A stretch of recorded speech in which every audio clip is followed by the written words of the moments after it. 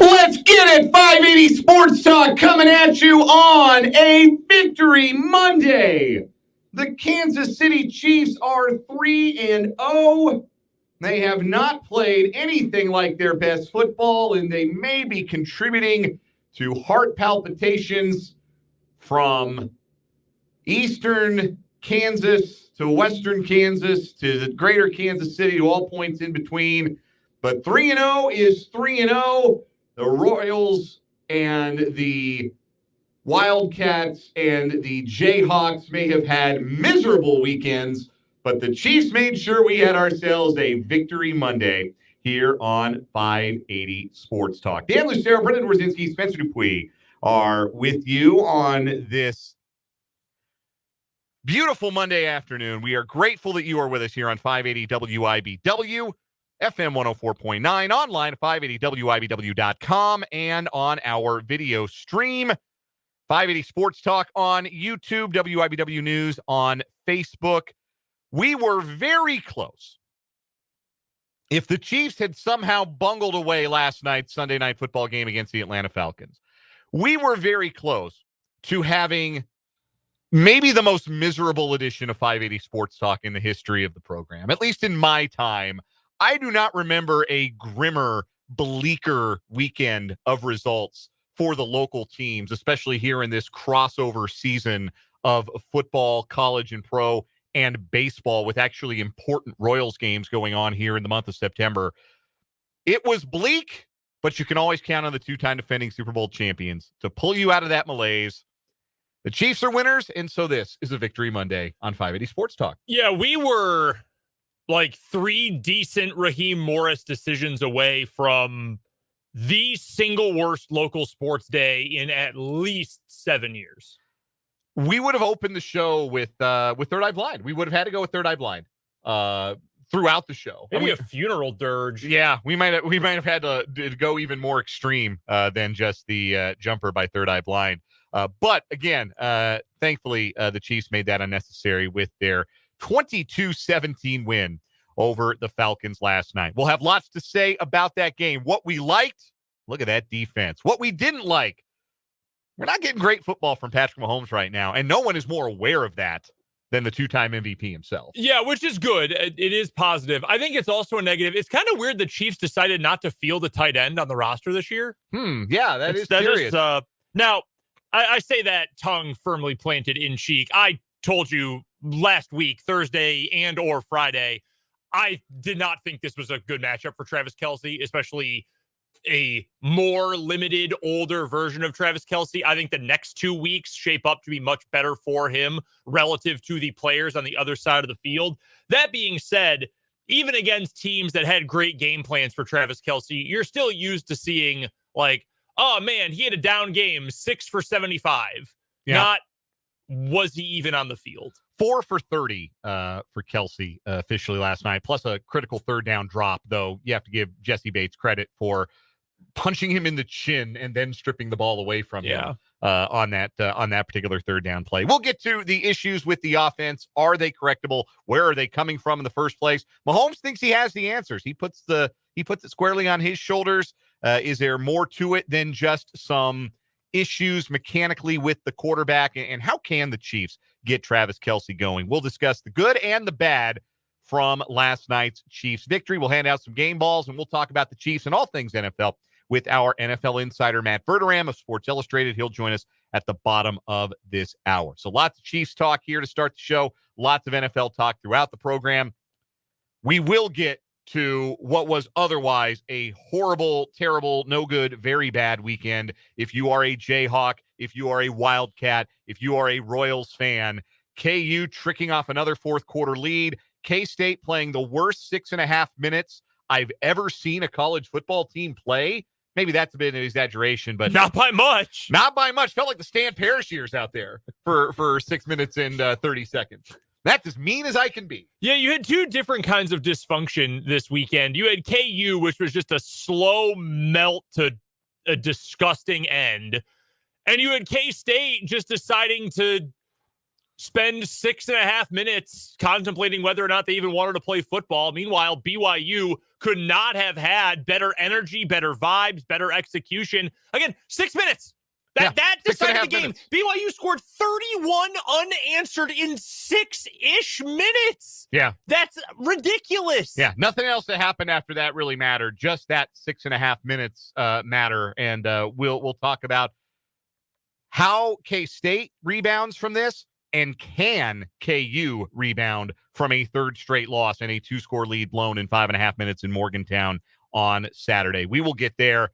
Also, the Royals haven't won since Monday, and they haven't scored since Friday. And what felt like a sure thing playoff spot might be getting away from the boys in blue. It is a code blue for the offense right now for the Kansas City Royals. With 6 games to play, the good news is the Royals still control their destiny. The bad news is just about everything else.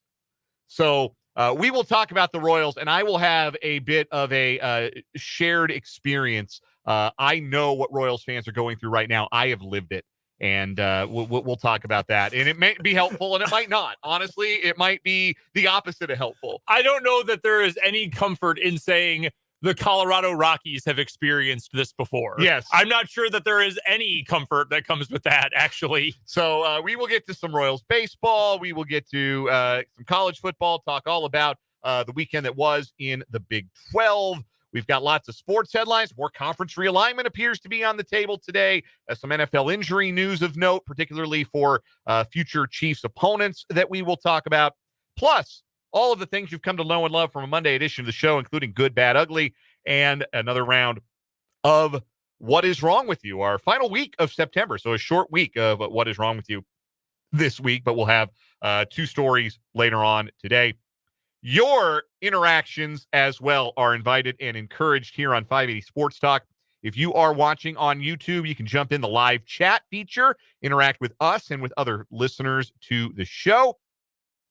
You can also text us on the Top City Metal Supply text line. 785-272-9429 is that number, 785-272-9429. There will be plenty of time for the unpleasantness of the weekend, so let's get to the good stuff right off the bat. Chiefs 22, Falcons 17. I said it on our instant reaction video on YouTube last night. If you're a subscriber to 580 Sports Talk, you saw we went live last night with the Chiefs instant reaction. We do it after every game.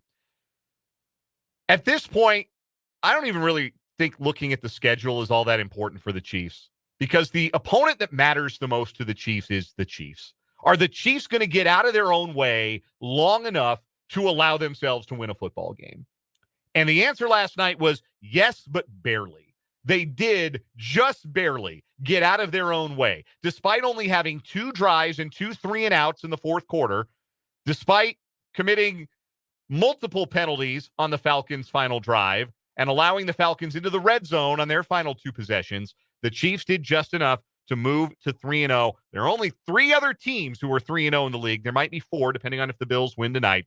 So 3-0 is not to be taken for granted. And no road win, especially in prime time, is easy. But these Chiefs just keep finding ways. You've heard the expression before, I'm sure. Winning is a habit. Winning gets to be a habit after a while. You just end up doing the thing or the things that are required when you don't play your best to be able to get it over the line, because you're used to winning.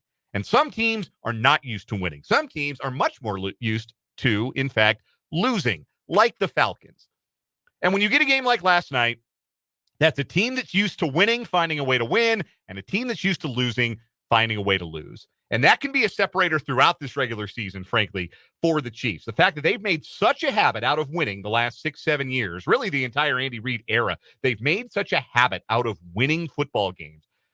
They've won in their last 9 games, including the regular season, 9 straight, or including last year's playoffs, 9 straight games. You had the beatdown of Miami, but the 8 others have all been 1-score games. A lot of times we talk about 1-score games being decided by a bounce or a break or a flag or something along those lines. To find yourself on the right side of 8 consecutive 1-score games that you've played in, winning is a habit. And these Chiefs just find a way. And it started last night, Brendan, on defense. They gave up 10 points outside of the opening scripted drive of the game. and they put together the two big stands in the red zone to close out the game. They are playing some outstanding football. They never let Bijan Robinson get on track last night. You can nitpick. There were some penalties. There was the big play given up to Kyle Pitts. It wasn't perfect, mistake-free defensive football, but it was clutch defensive football. And we have seen that so much over the last couple of seasons that the offense has struggled at times to put games away in the fourth quarter. But when the onus is put on the defense, a lot more often than not, these guys are coming through. You're right. The defense deserves the credit. Let's focus on the unilateral good, which I think is the defense. It's funny. I was talking to a neighbor of mine. Our across the street neighbors was helping me with something last night. We were moving some furniture into our house we had picked up and bought from someone, and they're huge Chiefs fans. He and his partner, and he saw us lifting this furniture out of a truck and said, "Hey, let me help you." I said, "Oh, well, we'll go quickly so I know you can get back in and watch the game." And I said, "Do you think the Chiefs are going to pull it out?" He said, "Man, I hope so. Get bad start to the game. I don't know about the defense. Might not be quite as good as it was last year."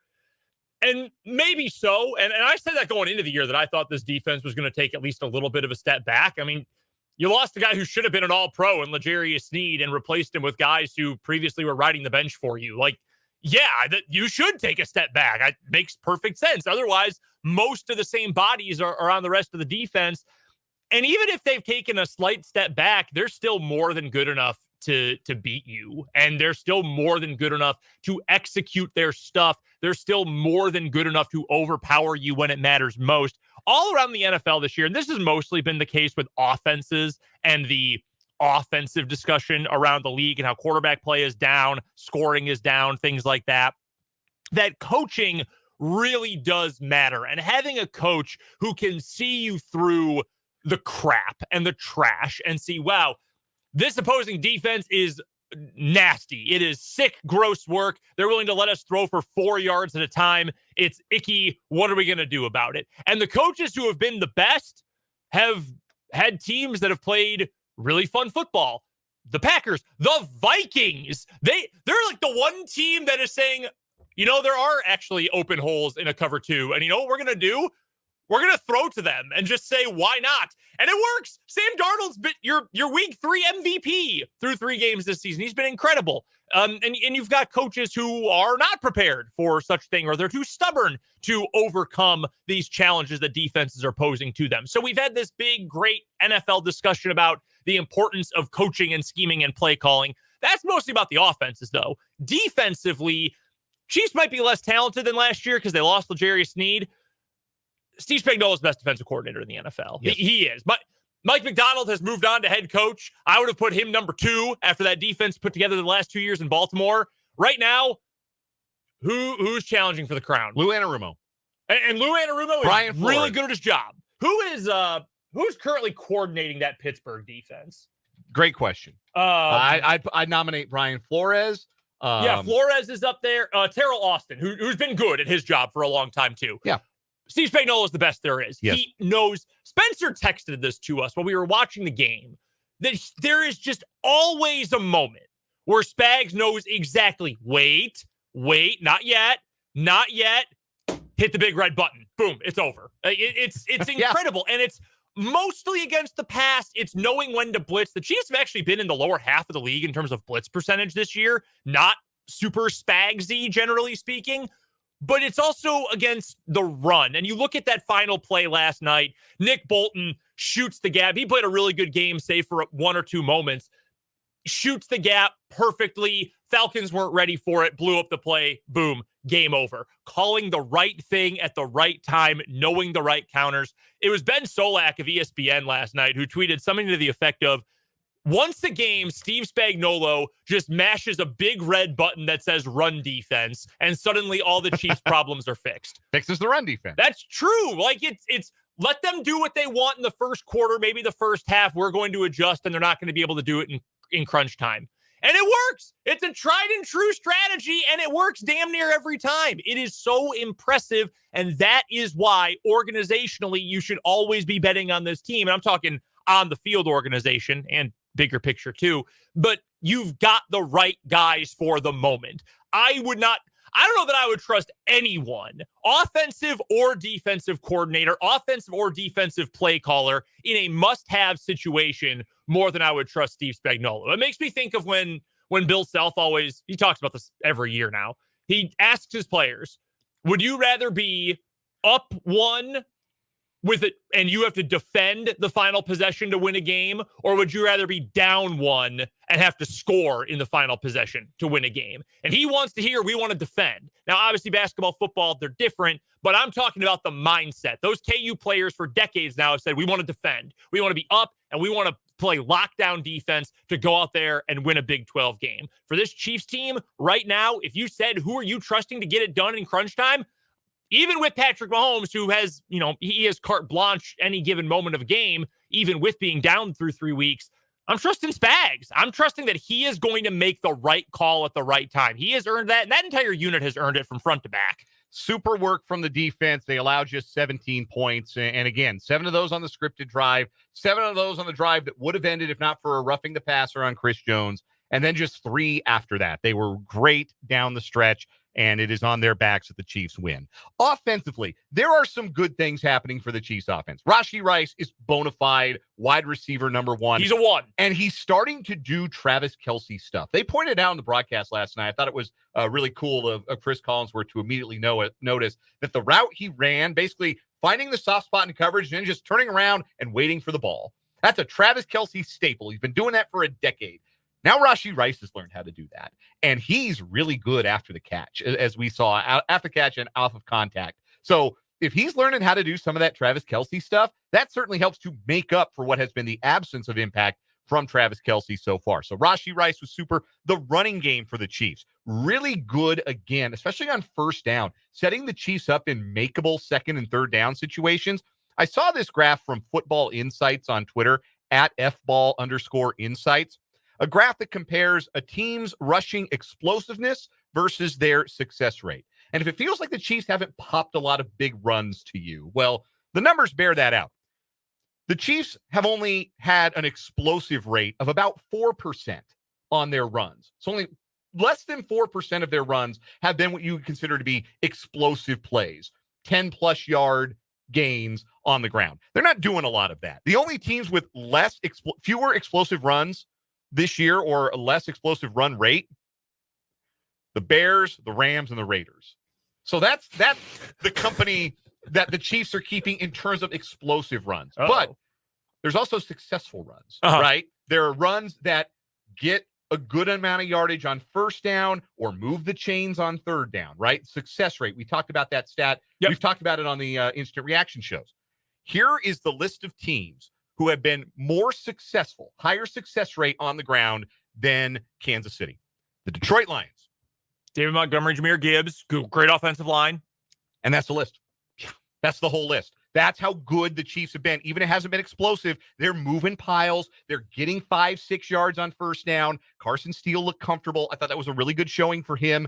The Chiefs running game has been what the Chiefs have needed it to be. The bad news is that Patrick Mahomes really hasn't been what the Chiefs have needed him to be. 4 interceptions in 3 weeks. They've all been his fault. And Mahomes is more aware than anybody that he hasn't been up to his standard. He talked a lot post-game about his mechanics, needing his mechanics to be better. And I think that's a big part of the reason why we saw some of the missed throws that were really out of character for him. He missed Rashee Rice wide open on the first play of the game on that bootleg. He sat down and threw across the field, and Rice is wide open for like a 20-yard gain plus, and he just missed him. He misses Noah Gray on the pass that gets intercepted by Justin Simmons. He misses Rashee Rice on a crossing route that Rice had to try and catch behind him that almost turned into a tip ball interception. Really uncharacteristic mistakes from Mahomes. I'm sure he can fix it. We've seen him struggle and pull himself out of some individual struggles in his career. But the other thing is the passing game doesn't feel like the passing game should right now because there's no Hollywood Brown, so you've lost a field stretching threat. But also, it's hard to stretch the field. You know what field stretching plays need? Time. And you know what the Chiefs don't have a lot of in the pocket right now? Mahomes doesn't have a lot of in the pocket right now. Time, because of the struggles at left tackle. Now, Wanye Morris was better last night. Good enough to earn the start. Yep. Moving forward, he's going to start, it sounds like, in week 4 against the Chargers, and we'll see how he holds up against Joey Bosa and Khalil Mack. But those protection issues, I think, have really maybe been some of the cause of Mahomes' mechanical issues, but they've also short-circuited the Chiefs' offense. So that's a problem. So too is the red zone, and so too is the lack of Travis Kelce. But I think those latter two things are related. That's where you've got to get Kelce eating, is inside the 20, inside the 5, for goodness sakes. What, him being double teamed in the red zone is new? You know how to get him the ball? Get him the ball. You know, I thought about this weekend. I watched Washburn and Pitt State play, and man, Washburn got so close, man. Washburn got so close. But Pitt State went for a 2-point conversion, and you know what they ran? The windmill shovel pass, the softball pitch shovel pass to the tight end. Now, it didn't work. Washburn looked like they knew the play call. They were all over it. You know who hasn't run that play in a while? The Chiefs. And I'm not begging for that, because I was actually kind of upset about how much they were just spamming it every time on the goal line for a couple years there. But maybe a little more creativity would be nice. Like, I think Andy's gone a little too far in that direction. Bring it back just a little bit, a little more creative on the goal line. I want to say this really quickly about this offense. This is a biased take, because everything you're saying is right. Things are fixable.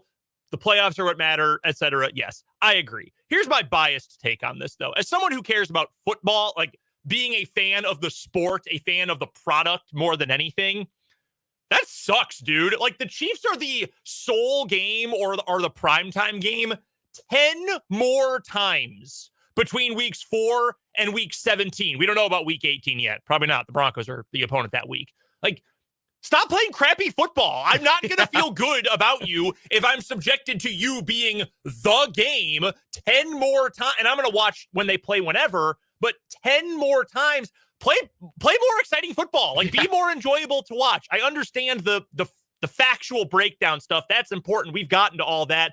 But damn, man, if I got to see you nonstop with no other option to divert my eyes, you better be more entertaining than this. And they're capable, and I think they can get there. And I think it's important that they're winning while they're not there. Again, there are a lot of teams who'd love to have the problems that the Chiefs have and a 3-0 record to go with it. But yeah, offense is short-circuiting a bit. 15's got to be better. 87's got to be better. And we know they're both capable of better, and that's the good news for the Chiefs. The best news of all is that, after the win on Sunday night. We're going to take a first break here on 580 Sports Talk. Come on back. We've got some good, bad, ugly from the sports weekend that was. Spoiler alert, a lot of ugly. Then we'll talk to Matt Verderame, our NFL insider. That's all coming up on this edition of 580 Sports Talk from the Kansas Drive to Zero studio.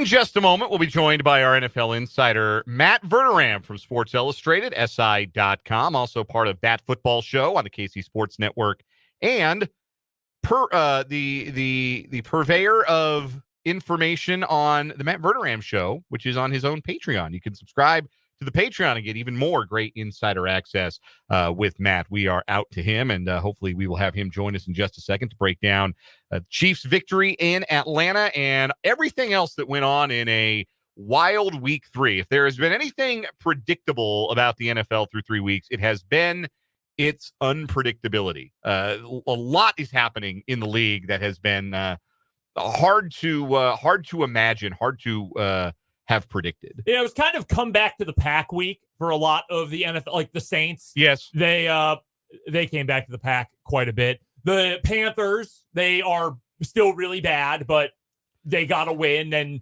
they were so bad they had to bounce back a little bit. Man, how bad does it look for Bryce Young? Not good. Not great.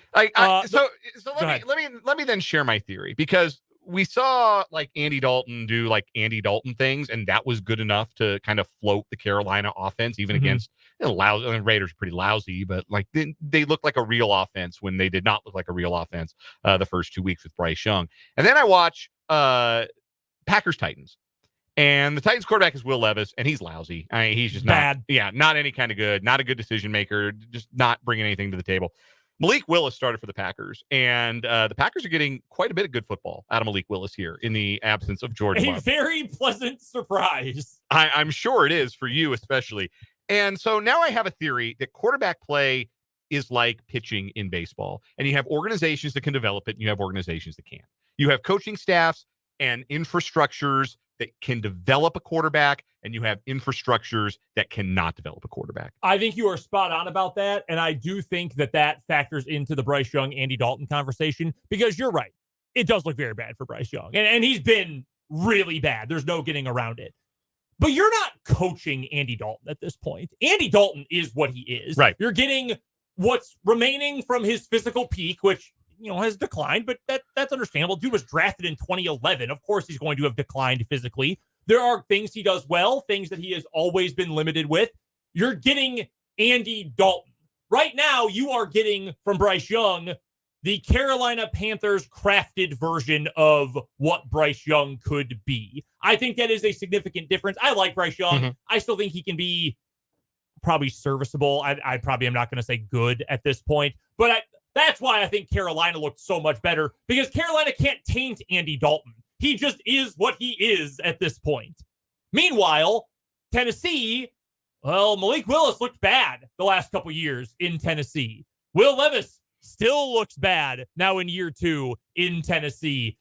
Malik Willis goes to Green Bay, works with Matt LaFleur, works with Tom Clements, who coached Brett Favre, helped Aaron Rodgers get to where he was, has worked with, they brought him out of retirement to work with Jordan Love for the sole purpose of, hey, you worked with Brett and Aaron, can you work with Jordan too, please? And he said yes, and it's worked out so far. You're 100% right. Organization, and we talk about this every year in the draft, and then people forget it by the next draft. Organizational infrastructure matters. The culture you are brought into matters. You see it all over the league year after year after year.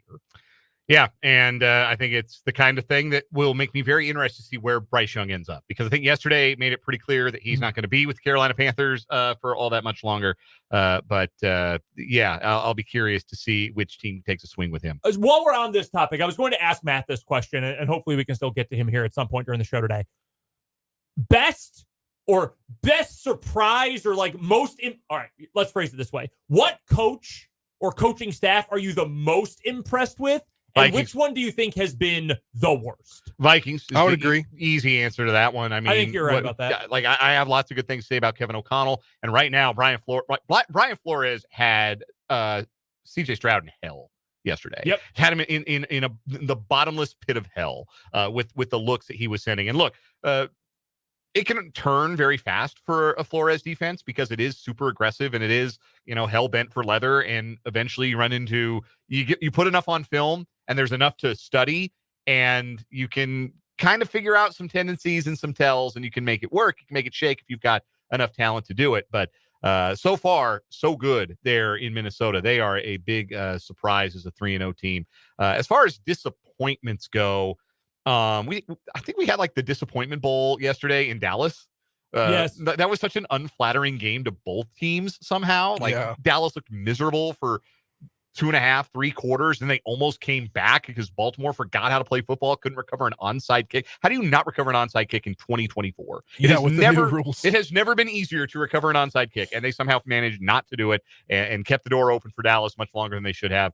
But I think Baltimore's got some problems, and I think that Dallas obviously has some real big problems. Yeah, I think for me at Vikings, definitely at the top. I think there's a few that deserve honorable mentions. Like we know LaFleur's a good coach, but they're 2-0 with Malik Willis at quarterback. Like that's very impressive. I think you give Todd Bowles some credit in Tampa. They were bad this weekend. They still looked so good to start the year. And I'm not the biggest Todd Bowles guy, but I think you have to give some credit there. And New Orleans, you have to give some credit there, even though they were not very good yesterday.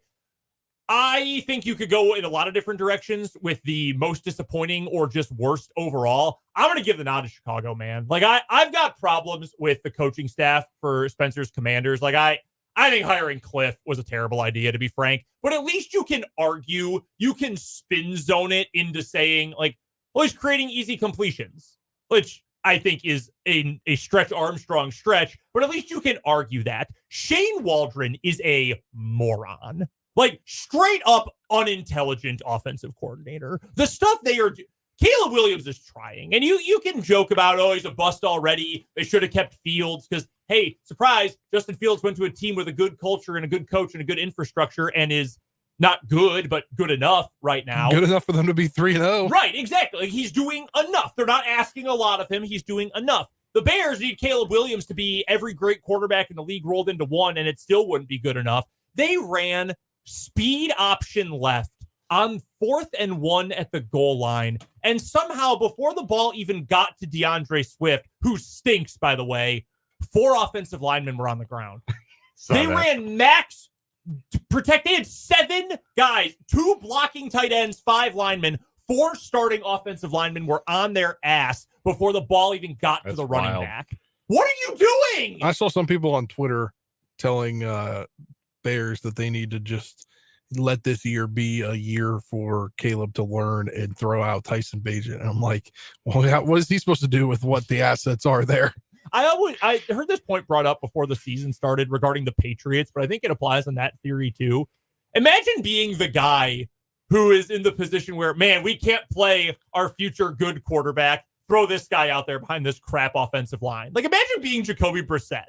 Like, yeah. Well, Brissett's been in the league long enough. He knows what time it is. Well, right. Yeah. But it's got to suck to think, wow, Drake May is going to get killed, so I have to take it? What the hell? We're going to take a quick break here on 580 Sports Talk. We'll come back on the other side. We'll give some game balls for Chiefs-Falcons and give some more thoughts on the Chiefs going to 3-0 with their win in Atlanta last night. That's coming up from the Kansas Strata Zero studio here on 580 Sports Talk.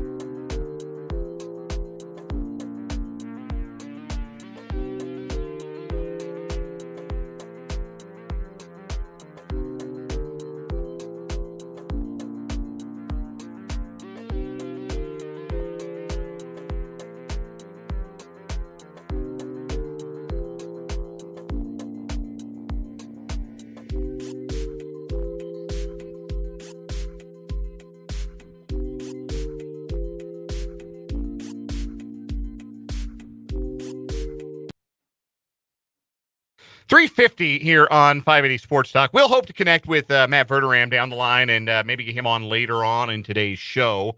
Matt typically joining us on the Fleming Place Wine and Spirits hotline on Mondays here on 580 Sports Talk. Lots of NFL stuff to talk about from the weekend. We've got the Monday night doubleheader tonight to talk about as well. But doubling back to Chiefs Falcons, let's give out some game balls for this one. I'll start. Give a nod to Nick Bolton, led the team with 8 tackles, and obviously the last one was the biggest. The one-on-one run stuff of Bijan Robinson on 4th down and 1, and it was a remarkable play. It was great instincts. It was made possible by Leo Chanel murdering Jake Matthews on the play, just absolutely paving him over. Chiefs won every single one of their matchups on that play and allowed Bolton to shoot through and make the TFL. Nick Bolton gets my game ball, showed some toughness. I thought played a really good football game. I'm going with Carson Steele for mine. It wasn't the most impressive statistical day, 17 carries, 72 yards. I mean, not otherworldly, but it was effective. We shared this on the Instant Reaction postgame show last night. When the Chiefs ran the ball on 1st down, that sequence turned into another 1st down or a touchdown 81% of the time. That's series conversion rate. That's that statistic. Run the ball on early downs, it works. Normally, you want to pass on early downs because defenses are expecting the run. Right now, though, the way to do it for the Chiefs has been to run on 1st down and even on 2nd down. It has worked out really well against both the Bengals and now against the Falcons as well. Carson Steele, solid. You need solid because you can lean on your quarterback, even when he hasn't been great, to at least do enough for you to win. Carson Steele did his job in his first career start, so hats off to him. They trusted him more than I anticipated they would, and he played better than I anticipated he would, even in some pass protect situations. You remember that shot over the top to Rashee Rice for 27 yards in the third quarter? Yeah. That only happens because Carson Steele makes a excellent pass block pickup because Wanya Morris gets beat on the play, and he's into chip, and he chips just well enough to give Mahomes the time to throw and that play a time to develop. So better than I thought in the pass protection, doing the other stuff with Steele. Certainly Samaje Perine still the preferred receiving back, but Steele did enough well that I think you can feel pretty good about him holding down the fort in Pacheco's absence. All right, Spencer. You mentioned Perine, not my game ball here. Perine, both Carson Steele and Samaje Perine averaged over 4.2 yards a tote. That's not bad. No. For the situation the Chiefs are in right now. I just wanted to point that out since I wasn't on the first segment. Rashee Rice, 12 catches, 110 yards, and a touchdown, and he is looking like the guy. He's turning into the number 1 receiver the Chiefs need.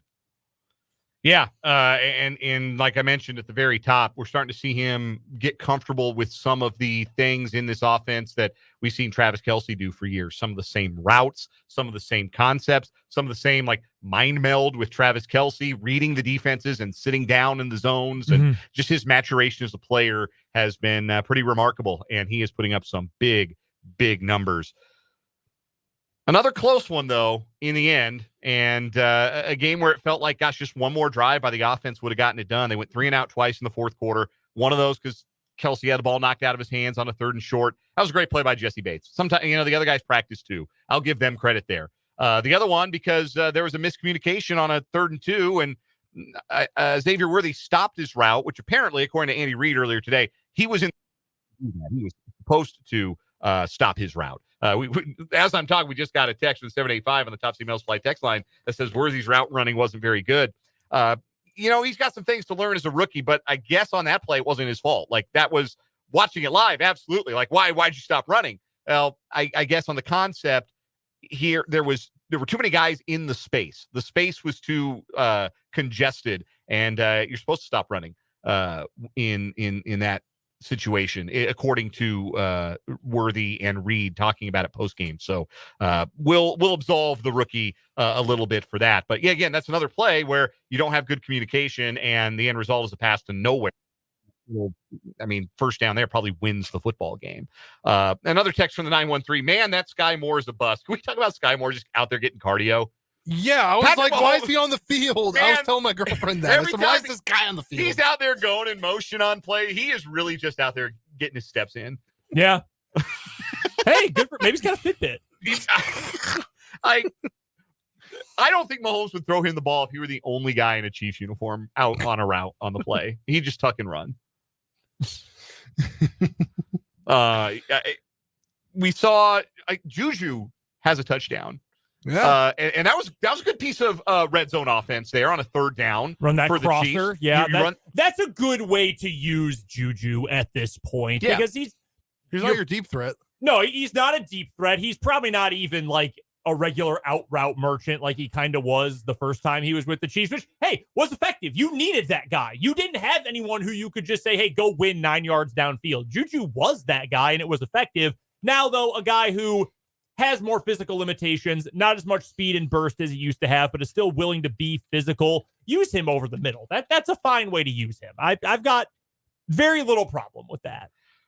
The bones of the offense, for the most part, are fine. No, I don't think there's anything long-term to worry about with the offense. It feels different because Kelce isn't playing well, and it's less productive because Mahomes isn't playing well, and some of the turnovers are short-circuiting what should have been, like, they left points on the board throwing an interception in the end zone, like, flat out. Although, of course, it was Justin Simmons who picked it. As soon as I saw the interception, I saw it was Simmons, like, well, yeah, of course. Like, that was bound to happen. That pass stunk. Yes, bad pass. You got to throw it to the back of the end zone where either it's Noah Gray or nobody. The blitz got home. I think it was a cover zero blitz, or not a cover zero blitz, but it was a 6-man pressure, and Chiefs didn't get all the way picked up, and he kind of threw it off his back foot. Mahomes talked about that last night, saying, like, another example of his mechanics weren't right to get the throw where he needed to get it. But, like, we've seen Mahomes struggle. Not frequently, but, like, you remember that stretch of play in, what was it, 2021, where it felt like, oh my gosh, he's lost his superpowers. What is happening to the Chiefs offense? The game where they played against Jordan Love,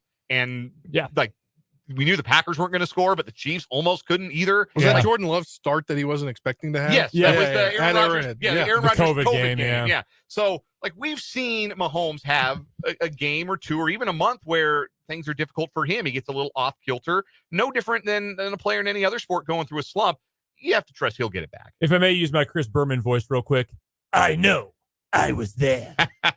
4 o'clock hour, we'll talk college football. We'll talk some baseball, too. It won't be as near as much fun as talking Chiefs was this hour. That's all coming up on the next hour of 580 Sports Talk.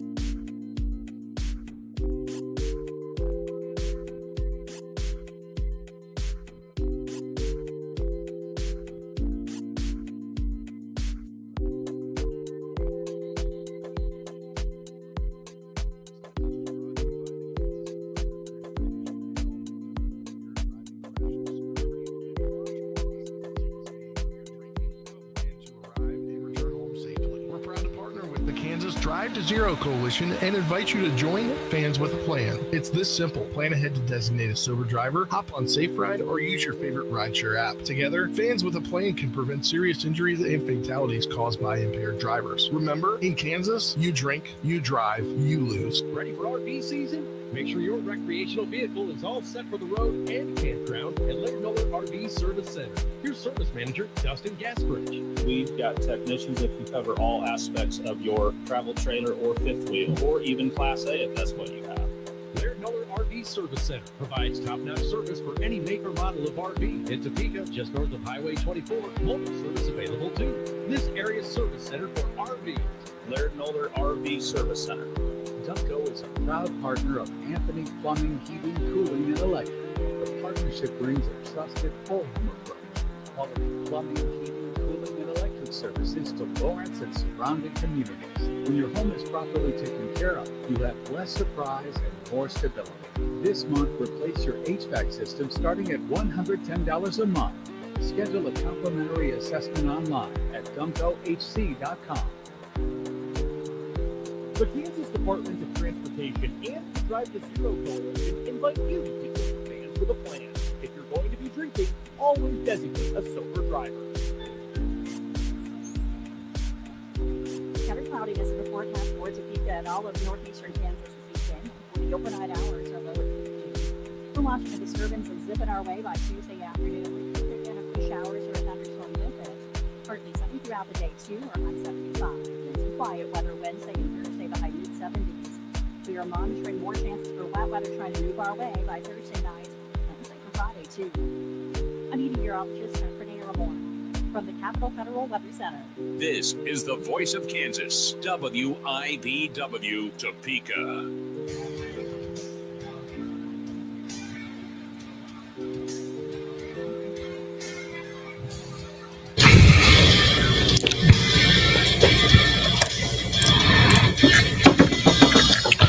Let's get it. 580 Sports Talk, hour number 2 on this Victory Monday. Dan Lucero, Brendan Dworzinski, Spencer Dupuis with you on 580 WIBW, FM 104.9, online at 580WIBW.com, and in video on our YouTube channel, 580 Sports Talk, and on Facebook at WIBW News. Still to come this hour, KU and K-State melt down on Saturday. The Royals spend a whole week melting down. They're not really going to blow this, are they?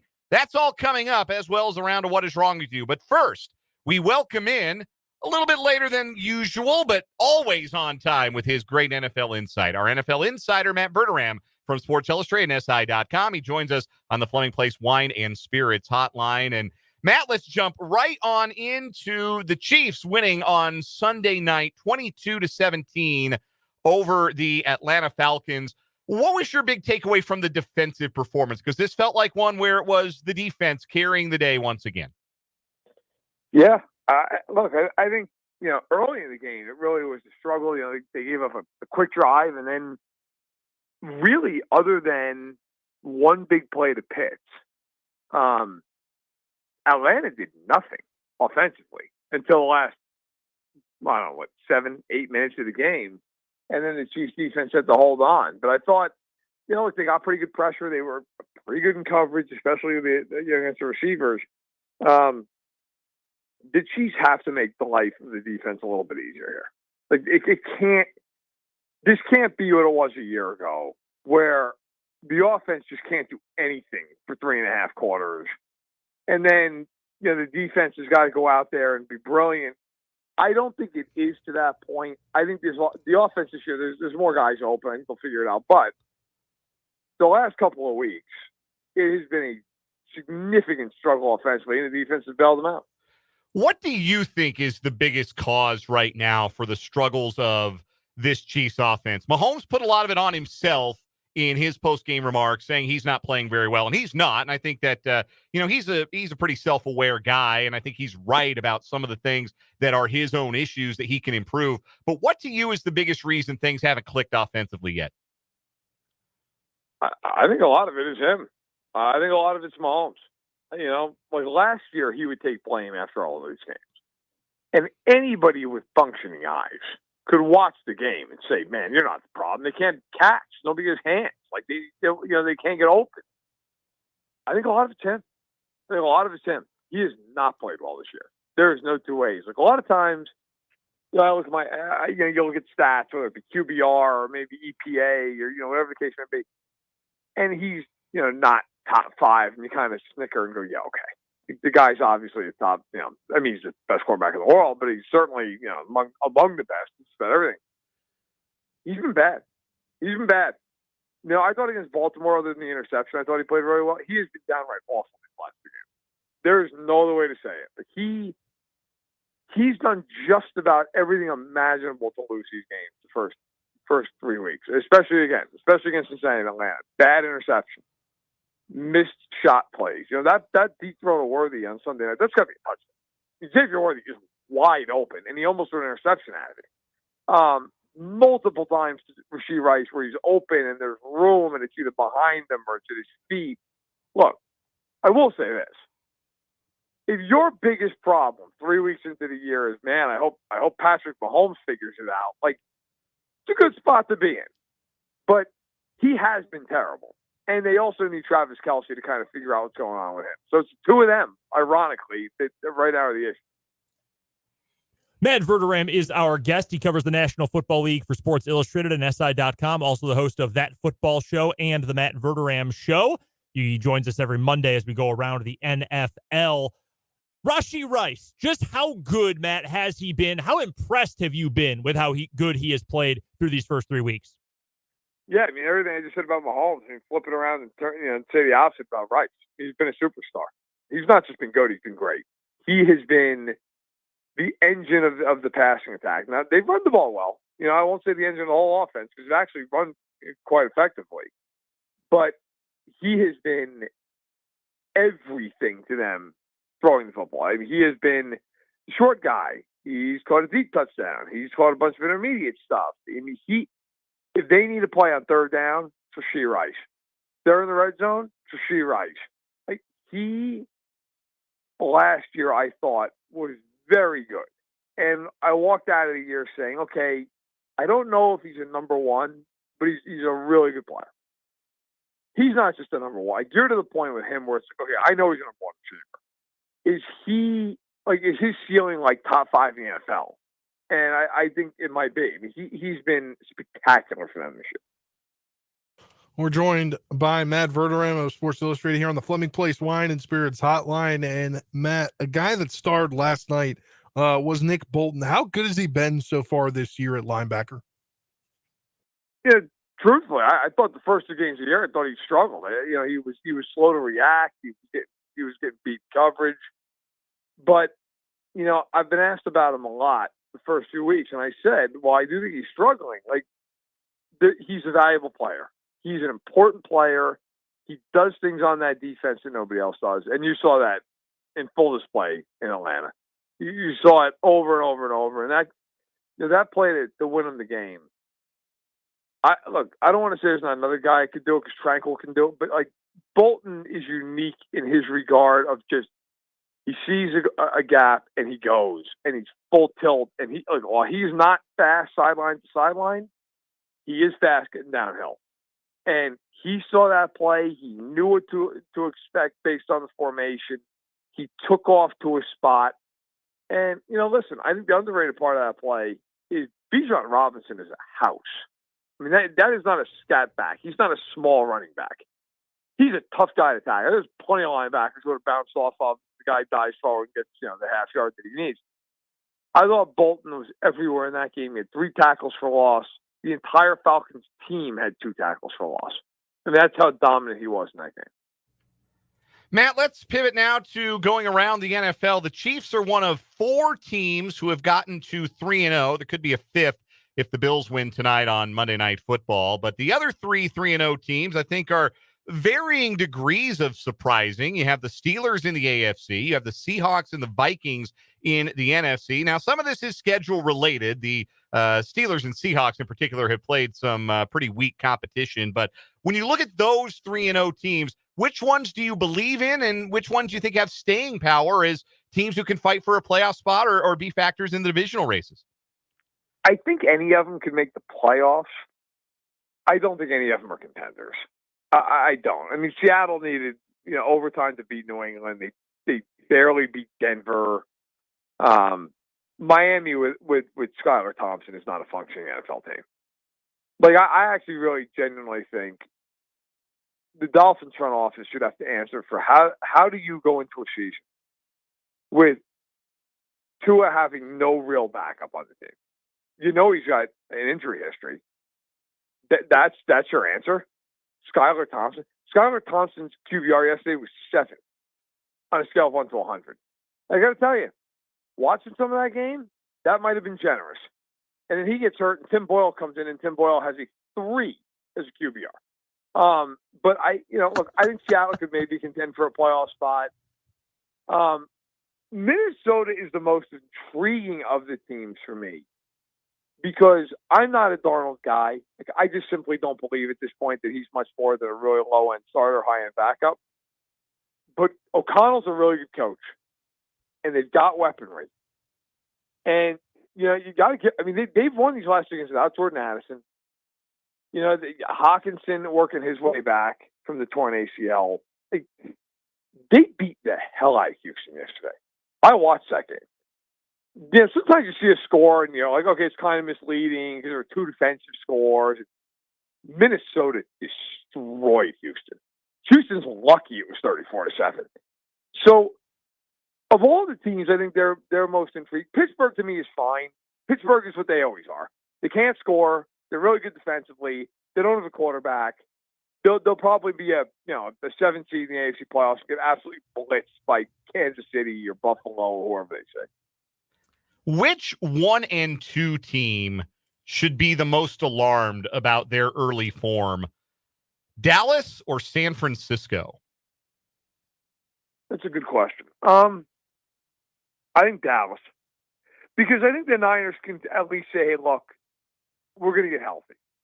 Now whether they do or not, of course, it's an open-ended question, but Greenlaw's out. Kittle's out. Caffrey's out. Devo's out. They can at least sit there and go, hey, look, you know what? We're going to get right here. We're going to get a few guys back, and we're going to settle this thing down. What is Dallas's excuse? Okay, fine, you lost to Baltimore. I'm not going to kill them for that. To get blown out by the Saints, who got exposed yesterday as a team that's not going to be scoring 45 points a game, because the Eagles, who have no defense, went in there and shut them down. And then the Baltimore loss, like I said, I'm not going to criticize them for losing to the Ravens, but I will criticize them for this. And I don't have the stat right in front of me, so forgive me if I'm off a yard or 2. Baltimore rushed for something like 273 yards in that game. Like, if you're the Cowboys, what, did you just not know that they like to run the football? Were you just completely unaware of that, like all week long going into the game? Your number one job as a defense against the Ravens is you have got to force them into some obvious passing down. Lamar threw the ball 15 times on Sunday, and they scored 28 points because they ran for 273. I mean, to me, that speaks to maybe a little bit of a lack of a talent issue, but a lack of coaching. How are you that unaware? And to further the point, you just never adjusted? Like, the whole game, you never once said, hey, you know what we got to do? Let's do this. Let's do that. Let's play a different personnel package. Like, the Cowboys just went in there and basically were like, that's fine. Just run for 7 yards a clip. There's nothing we're doing about it. That would highly concern me. Matt, I think most people who follow the NFL, certainly on this program, we all agree that right now the Vikings coaching staff is just, they're on a heater like nobody else in the league is. Brian Flores' defense, Kevin O'Connell's offense, like you were talking about, Yep. They've been great. What about the flip side? What defensive, or what, not just defensive, but what coaching staff has been the worst or at least the most disappointing through 3 weeks? Well, I'm going to caveat it only because they haven't played their 3rd game yet, but Jacksonville's a train wreck. Like, if you watch Jacksonville's games, it is staggering how poorly coached they are. They have no idea how to function offensively. Like, most teams go into a game, and look, whether or not they have enough talent to execute it is there's an open question, depending on who it is. But most teams will go into a game and say, okay, look, we want to accomplish this, that, and the other. We want to do this, and that'll set up that, and that'll set up that. Okay, fine. And then, are you talented enough to do it? And do the players execute it, and so forth? You watch Jacksonville, and you genuinely sit there. I have no idea what they're trying to accomplish. I don't know. Are they trying to get their short game going, a quick game going? Are they trying to set up the deep ball to a guy like Brian Thomas Jr., who's actually been very good? You never know. And the other team that I would throw in there that I think it's a fair criticism of them for 3 weeks is Chicago. I mean, you just played a Colts team that literally is giving up 250 a game on the ground. You can't run for a foot. You can't do anything. I mean, I saw the Bears. I remember the one red flag that I saw when I was in camp was after the practice was over, Matt Verderame spoke and said, yeah, we're having competition at all three interior spots. And, like, they were my last stop at camp. It was, like, August 15th, 16th. And I remember thinking, like, that's not good. Like, they don't know who any of their three interior starters are. Well, now you've got a pretty good look at why. So, the Bears have not done themselves any favors with the way that they've coached that team the first 3 weeks. Does it feel to you, Matt, like coaching and organizational structure has become, or at least feels this year like it's more important than ever? Like, you look around the league and you see a team like Minnesota that's got these great coaches and a great system in place. Sam Darnold has been a bust. I wanted the guy to succeed. He looks like a world beater for the Vikings. Matt LaFleur has won 2 games with Malik Willis at quarterback, who looked like he was on his way to the UFL after his time in Tennessee. Meanwhile, you've got Carolina. I don't think you count Andy Dalton. Like, Andy Dalton is what he is 14 years into the NFL. They obviously have been terrible with Bryce Young, and he doesn't look like he's going anywhere. Does it feel like the importance of coaching and structure matters more now maybe than ever before, or is this maybe just kind of a coincidence through these first 3 weeks?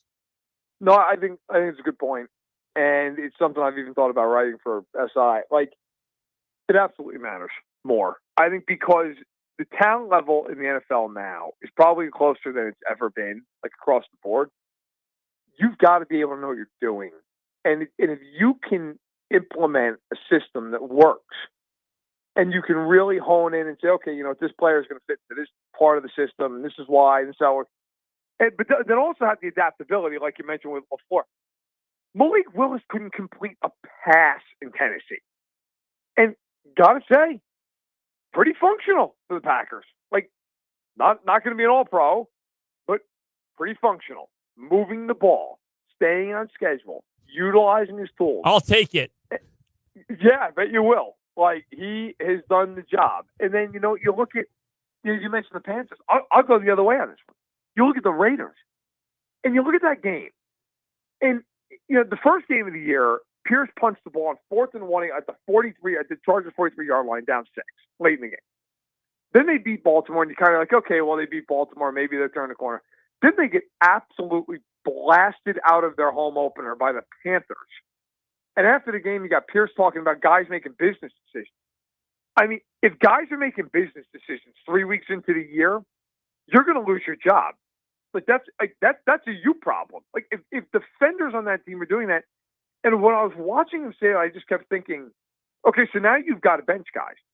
Because if you don't bench guys, then you're saying essentially that, yeah, well, guys make business decisions, but I'm good with it. And if you do bench guys, now you're pointing at those guys that they're the problem. They're quitters. And how's that going to go over in your locker room? So I think, like, there's a balance and an art form to being able to navigate the good and the bad throughout an NFL season. Some guys are really good at it. To be fair to Antonio Pierce, some guys maybe inexperienced with it. But it's tough. It's a really hard thing to do. If you can do it, you have a huge advantage. Matt, the Chiefs' next opponent, the Chargers, they have a slew of injuries on the offensive side of the ball. Ian Rappaport reporting earlier that Joe Alt suffered an MCL sprain. He's expected to miss some time. Other tackle, Rashawn Slater, has a strained pec, and then Herbert's still dealing with that ankle. What do the Chargers look like here? I now that I look, I see they got a bye after this week. But how big is this stretch going to be for them if they lose their guys for an extended period of time? I think their season. I mean, there's no question. But I think this is a very interesting moment, and really the first moment of adversity for Harbaugh with the Chargers. Right? They start out 2-0. I'm like, okay, look, you'll lose to Pittsburgh on the road. It's not the end of the world. But then you have all these injuries. The key guys. You play the Chiefs this week, and then as you mentioned, you had the bye week. What do you do? Because let's be real. If you sit both tackles and Herbert, and maybe also Joey Bosa with the league earlier with a hip injury to get re-aggravated. Like, unless the Chiefs just completely lay down, they're going to win that game. And if the Chiefs are up two games and they be in your building, like, you're probably already looking at a wild card spot more than anything else. And while we all think that that's the reality that they're going to face anyway, they can't think like that. But if you're Harbaugh, for the greater good of the season, do you basically just take a beating this week and say, look, you know what? I don't care if we lose 30-3. We need to get right. We need to get healthy. Or is this one of these things where Harbaugh says, damn the torpedoes, full speed ahead, and we're going to play through it? And that's what they tried to do in Pittsburgh, and it ended up getting Bosa and Herbert hurt. I am very curious how he handles it. My 2 cents would be, I truly believe for the Chargers, you got to play the long game here a little bit. But will he do that? And Alt's expected to be out. So, like, if Herbert's back there, he doesn't have Alt protecting. Might not have Slater. Very interested to see how Harbaugh navigates this. Matt Verderame covers the National Football League for Sports Illustrated, SI.com. You can also check out and subscribe to his Patreon, The Matt Verderame Show, and get more great insider information. Follow him on Twitter at Matt Verderame, and check him out Mondays right here on 580 Sports Talk. Matt, appreciate your time and your flexibility with us, and we'll talk to you next week. Thank you for your flexibility. Look forward to it. All right, our pleasure, Matt. Thank you very much. That is Matt Verderame. We will step aside for a quick timeout. We'll come back, do a little What Is Wrong With You before we get into what went wrong for KU and K-State on Saturday and what is wrong with the Royals offense. That's all still to come on this Monday edition of 580 Sports Talk from the Kansas Drive to Zero studio.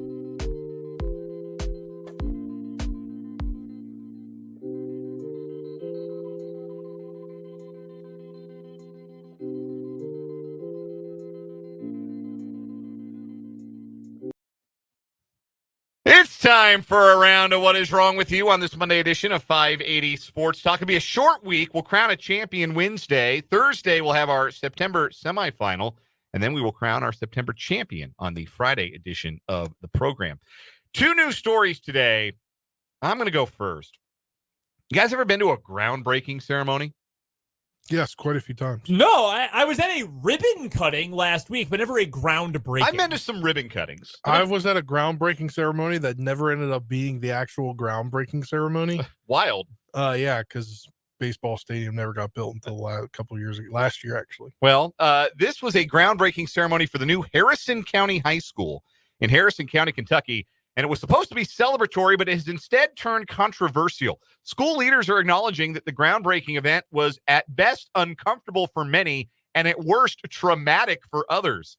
Harrison County school officials say they wanted to celebrate a special time for students and staff Thursday by bringing them together for a groundbreaking ceremony for the new high school. However, the event left parents angered as they say their children came home sunburnt, overheated, and dehydrated. Parents say the event was hours long with unrelenting heat and little water.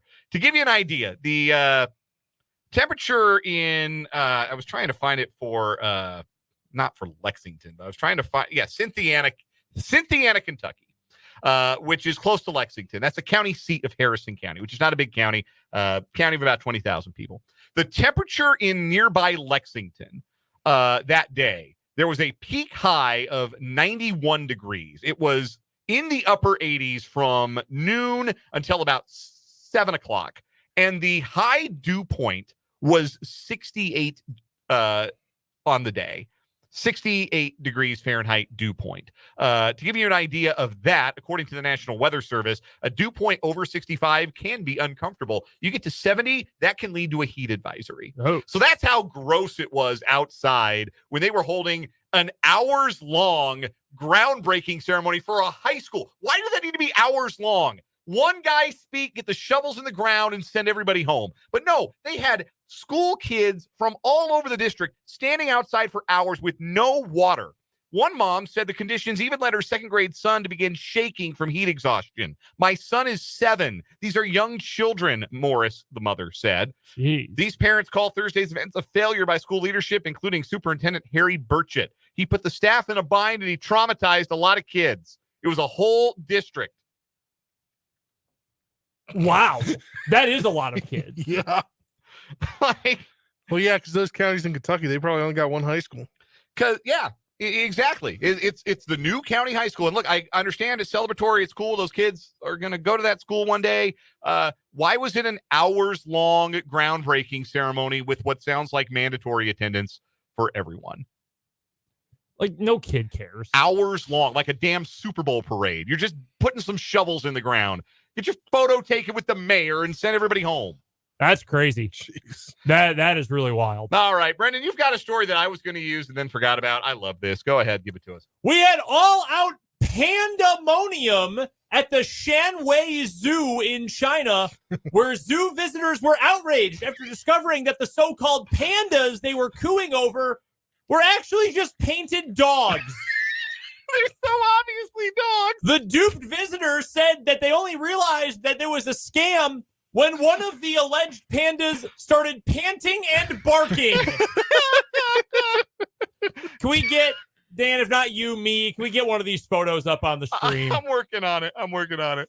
Video shot by a visitor showed one of the not so subtly disguised dogs clearly panting while lying on a rock in a fenced off area. Moments later, a second pooch can be seen strolling along with a long curly tail. We got one of them. If you are watching on the 580 Sports Talk YouTube, this is very obviously a dog. Its tongue is hanging out. He is panting. They are barking. It is hot at the Shanwei Zoo, and they've got dogs painted like pandas. Those poor dogs. The zoo initially tried to wash its hands of the sham by claiming the animals were a breed of, quote, panda dogs. Not a thing. It later came clean, though, admitting that it had died to chow chows, which is even a native dog to China. Yeah. Like they weren't going to know. These people showed up and they're like, hey, that looks like my pet. The visitors demanded their money back after the barking ordeal came to light. Please read the last sentence, the last paragraph of this article, please. When asked why they tried to dupe visitors, a zoo rep said, quote, there are no panda bears at the zoo, and we wanted to do this as a result. Let's just fake it. Well, we want pandas. Dogs. Well, we don't have any. Well, what's our next best option? Panda dog. Wasn't in the budget. Paul in the YouTube comment says bamboozled. Well done, Paul. Oh my goodness. Well done. Well done. Oh man. Yeah, that wins today. Yeah. Painted That might just win the dogs. Oh man. Panda dogs. Yeah, that's a new breed. Just came out. Hot off the presses. StockX ain't even got these. Panda dogs. Panda dogs. I just love it. Look at our new pandas. Yeah, why are they barking? Why are they acting like dogs? Well, okay, they're actually panda dogs. They're what? No, they're not. Panda from Etsy, says Tyler. Timu. Pandas by Timu, Paul says. Oh my gosh. Wow. Yeah, that one wins today. Credit to my wife. She showed me this story this weekend and said, you have to use this for what is wrong with you. And honey, you were correct. Texter from the 913 asked, what'd they do for the painted dog exhibit? Closed it. Yeah. Well, shoot. Closed for repair. We've really backed ourselves into a corner here, folks. We're back after this. This was lighthearted. Talking about KU and K-State football will not be. That's next here on 580 Sports Talk.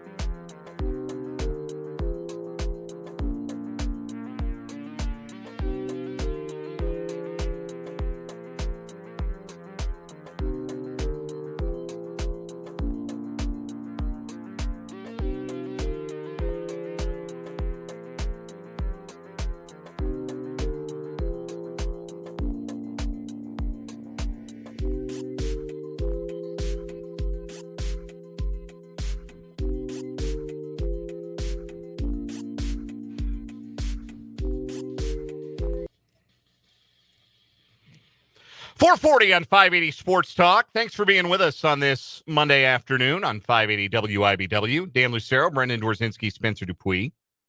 Still to come on the show, are the Royals ever going to win another game? Are they ever going to even score another run? I told you guys earlier, I said it's a crap show in Washington right now after what C.J. Abrams did over the weekend. I think the whole team might be distracted. Yeah, at the same time, the Royals haven't scored a run since the 9th inning Friday night. And even that one was a gift. It's okay. 2 walks and an error loaded the bases with nobody out. There is a guy pitching on Thursday who is known to give up a lot of runs. No, I am putting my foot down. We are not doing my team sucks more than your team today. No, we are not doing this. No. Royals fans, Nationals fans, Cubs fans, Rockies fans, we have too much actual crappiness to do the my team sucks more than your team. I just meant Patrick Corbin's like the worst pitcher in the majors. We'll do the full facts. Nationals breakdown on tomorrow's show. Don't you worry. We will get to that. Yeah, but Patrick Corbin's the worst pitcher in the majors. So. What did I say? We're not doing the my team sucks more than your team thing. I can't. KU is bad now. I'm not listening to other people talk about their teams being bad. Yeah, speaking of teams that suck right now, or at least sucked on Saturday, let's talk some college football in the Sunflower State. We managed to put it off until now. Dude, this sucked. Like, this was such a miserable weekend of football until, I actually thought the NFL games were pretty entertaining, but like, and thankfully the Chiefs won. But like, Saturday was awful, truly awful football to watch. Like, KU, just a long, slow death march against West Virginia. Like, I did not watch the game live, so I knew what happened before I went back and actually watched the game. That means you get to skip out on the lightning delay. Yeah, so I didn't have to watch that crap, thankfully. But, like, you could feel it. Even though I knew what was happening, so I knew it was coming, you could just feel the turn of the game. Like, this isn't going to go well. And then K-State, I mean, God. You talk about, like, it's Big 12 after dark, so you had to probably gear yourself up in some instances to be up at 9:30 p.m. and be ready for a K-State game, and that's what they gave you. At least you got to get to bed before midnight. So I think Jake tweeted that. He's like, at least KU got their crap over in the daytime. Yeah, you fire yourself up a cup of sleepy time tea right around the time of that ridiculous punt return. Let's start with Kansas State because it is becoming more and more evident they are going to be more nationally relevant this year than KU is. I think there can be good losses. We have all had a game for all of our favorite teams where you come out of it saying, you know what? There's something to be learned here. Like you needed the wake-up call loss, right? Like everybody hopes that they have that at some point, and it's at an earlier date than a later date, so you can find those things to fix and actually fix them. And unless you, in modern college football, unless you just out-talent everybody at every spot, like some of those Saban Alabama teams and the Georgia teams we've seen, unless you can just out-talent everybody to make up for the fact that you do not play 14 perfect football games in a year. You just don't in college football. You're going to lose. Like nobody thinks anybody's going to go undefeated, right? That just doesn't happen. You can't, there's not so much talent disparity in college football that happens. Like you're going to got somewhere down the road. So Kansas State losing a game in and of itself, not a surprise. Kansas State losing on the road in and of itself, not a surprise. Tough environment. Team is amped. Really tough environment. If you told, I didn't realize they were whiting out the stadium. If I had known they were going to white out the stadium, I might have picked K-State to lose. No, they're going to white out. They got flip cards. It was crazy. That was Cosmo the Cougar did a backflip with a barbell that was on fire. And if I had known that was on the play sheet for in-stadium entertainment, I would have bet I would have bet BYU money line. They were great for 6.5 minutes of football, and K-State was miserable for 6.5 minutes. Because honestly, for the first 28 minutes, that was the football game I expected. K-State not being very good in the red zone was a bit of a surprise. They committed some uncharacteristic turnovers. But they drove the ball and did what they wanted, and they didn't let BYU run the ball real effectively. It's 6-3 with a minute and a half left in the first half. And I think, okay, yeah, you're in for a slog. It's a tough road game, but by and large, this is a good showing. K-State's doing the things they want to do, need to do on both sides of the football. And then DJ Giddens, who never fumbles, one career fumbles and it's a scoop and score. And then on the very next offensive play, Avery Johnson, who does not throw interceptions, one career interception, throws one to a defensive tackle. Bro, it was so bad. Great catch by the defensive tackle. Yeah. And I all of looked a up and sudden- I said, there's no way that defensive tackle has that ball. Yeah, I thought, there's no way he trapped that to the ground. Nah, man. I guess I'm thinking of the second one that was so bad, but yeah. The second one was hideous. The second one was the college football video game interception I've been throwing every year since I was like a junior in high school. Just like, you don't see the dropping linebacker, or you think, I can get over the linebacker. And no, you can't. It'd be like that sometimes. Like, it was an avalanche. Yeah. It was just an avalanche for those 6.5 minutes, and it culminated in that punt return. And the game was over. You go from feeling pretty good about where you're at in the game to it being over with 10 minutes left in the third quarter. It still defies words even now. We've had a couple of days to try and prepare for what we were going to say about this. There's no reason to believe that the turnovers, that insane punt return, are things you're going to see every week against Kansas State, right? Like, agreed. DJ Giddens had fumbled one time in his career. This isn't going to all of a sudden be a thing. No. There's a lot of this that you just flush and you say, you know what? Bad night. We caught a tough one on the road. It was an avalanche. We got buried. Let's flush that stuff, and it's not going to be repeatable. But here's what was worrisome for Kansas State. The penalties were not good. Too many of them to just write off. The red zone issues, which you should never have that many red zone issues when you've got a running game that good. And the fact that the passing game doesn't feel real functional right now. Braden Lofton's injury, that's a big loss for K. Tight end, their pass catching tight end. He's going to miss a few weeks, is what it sounds like. That's a big loss. But right now, the passing game feels really limited. The straight drop back stuff doesn't have much of a chance. Keegan Johnson only runs wide receiver screens and short comebacks, and they don't get him loose. It doesn't feel like it is hitting its stride, and a big part of that is the passing game doesn't feel real functional, and it felt like Avery Johnson was trying to hit a home run on every snap. He thought he had to be the guy every single play in order for them to win. Which, I kind of forget he's a young quarterback. Yeah. This is the same thing with all these rookies in the NFL who are struggling. Like, yeah, you've got 4 unplayable linemen and 1 okay one in front of you with a bad play caller. Of course, Caleb Williams is going to struggle. Avery Johnson, I do not think got a lot of help from Matt Wells and Connor Riley in this game. I do not think for that stretch in the middle of the game, he was getting a lot of help, separation-wise, blocking-wise. It just wasn't a good operation.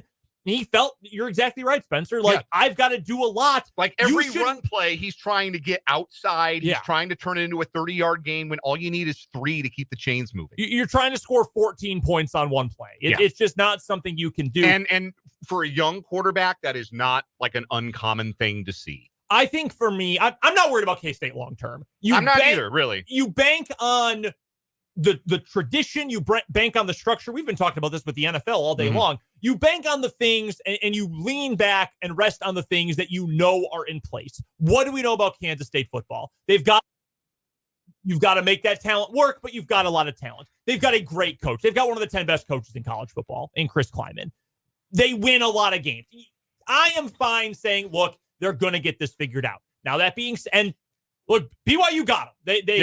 They got them in that stretch. They scored 31 points in 6 minutes. Look, man, they played great. They were ready for it. Their fans were ready for it. Charge it to the game. K-State muddied their pants in the Big 12 road opener against Oklahoma State last year with a more experienced quarterback. Like, it happens on the road sometimes in this league. And this is why I was harping last week on the slower starts for K-State. They were better than 6 points at the start of the game on Saturday. Yes. They were better than that. Had you gotten to 14, suddenly, okay, we'll shoot. Instead of being down by 10 or 12 or whatever it was, it's a tie game, or it's a 3-point game, whatever. That's why you want to start a little bit faster. I will say this, though. The play calling, I have an issue with. I don't get it with not give Edwards the ball more often. I'm very much in I don't get it territory with the running back usage. Leads the Big 12 in yards after contact per rush. And I'm not saying give the ball less to DJ Giddens. Give him his fair share, because DJ is awesome. A fumble, whatever, it happens. I don't understand the play calling. I am legitimately worried about the secondary. There are moments. Keenan Garber's interception a week ago. Awesome. Like, we know they've got players who are good. Marcus Siegel, I think, is a good player. It's not working right now. And I like the coaching.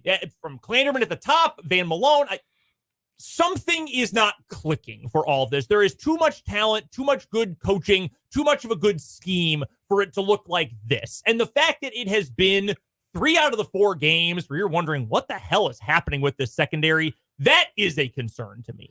One last K-State thought, and it's a funny one from our Top City Mail Supply text line from the 785. Will Howard should call Avery and tell him you don't have to be the guy. That's very funny. That is very funny. KU, 3.5 good quarters, and the defense can't get a fourth quarter stop to win the ball game. And it's that in and of itself is the same as the UNLV game and the same as the Illinois game. And the defense is doing a lot of really good things for 3 quarters, but once again, cannot get off the field in the fourth quarter when they have to get off the field. What's disappointing is they had all that time to rest. Like, it's not like they were gassed. But Garrett Green did too. Honestly, I thought Green was so beat up through 3 quarters. I thought KU was going to cruise because I didn't think Green was going to be capable of doing the things he did. They gave him the good stuff in the needle during that lightning delay, I would bet. And he came out and he played great on those final 2 drives. But KU's got to get stops. And now you're 1-3. You're losing games in repeated fashion. Like, things aren't getting better. Like, the defense isn't getting better in the fourth quarter. Jalen Daniels isn't getting better. And now you feel very much like this is a season on the brink, to the point where I look at the schedule and go, we sure there are 5 more wins here to get them to a bowl? No, I would not plan on it. I mean, what are the pieces? Is the head coach I like Zabrowski a lot. I think he's a stud of a quarterback's coach, and I wish he had just gotten the promotion to offensive coordinator anyway. But I like Zabrowski. I like some of the offensive assistants. I like the talent. You know what's incredible this year? And like Avery, would you say Avery Johnson's been good? Fine, at least good at best. Fine on average. Does it feel like he's been better than Jalen Daniels? Yes. Which team has a higher passing success rate this year? KU.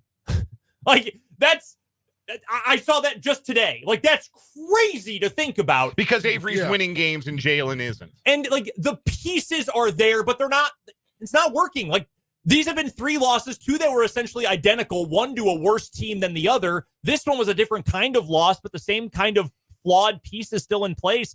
Like, I wouldn't bet. If you told me right now, bowl game or no, I'd tell you no.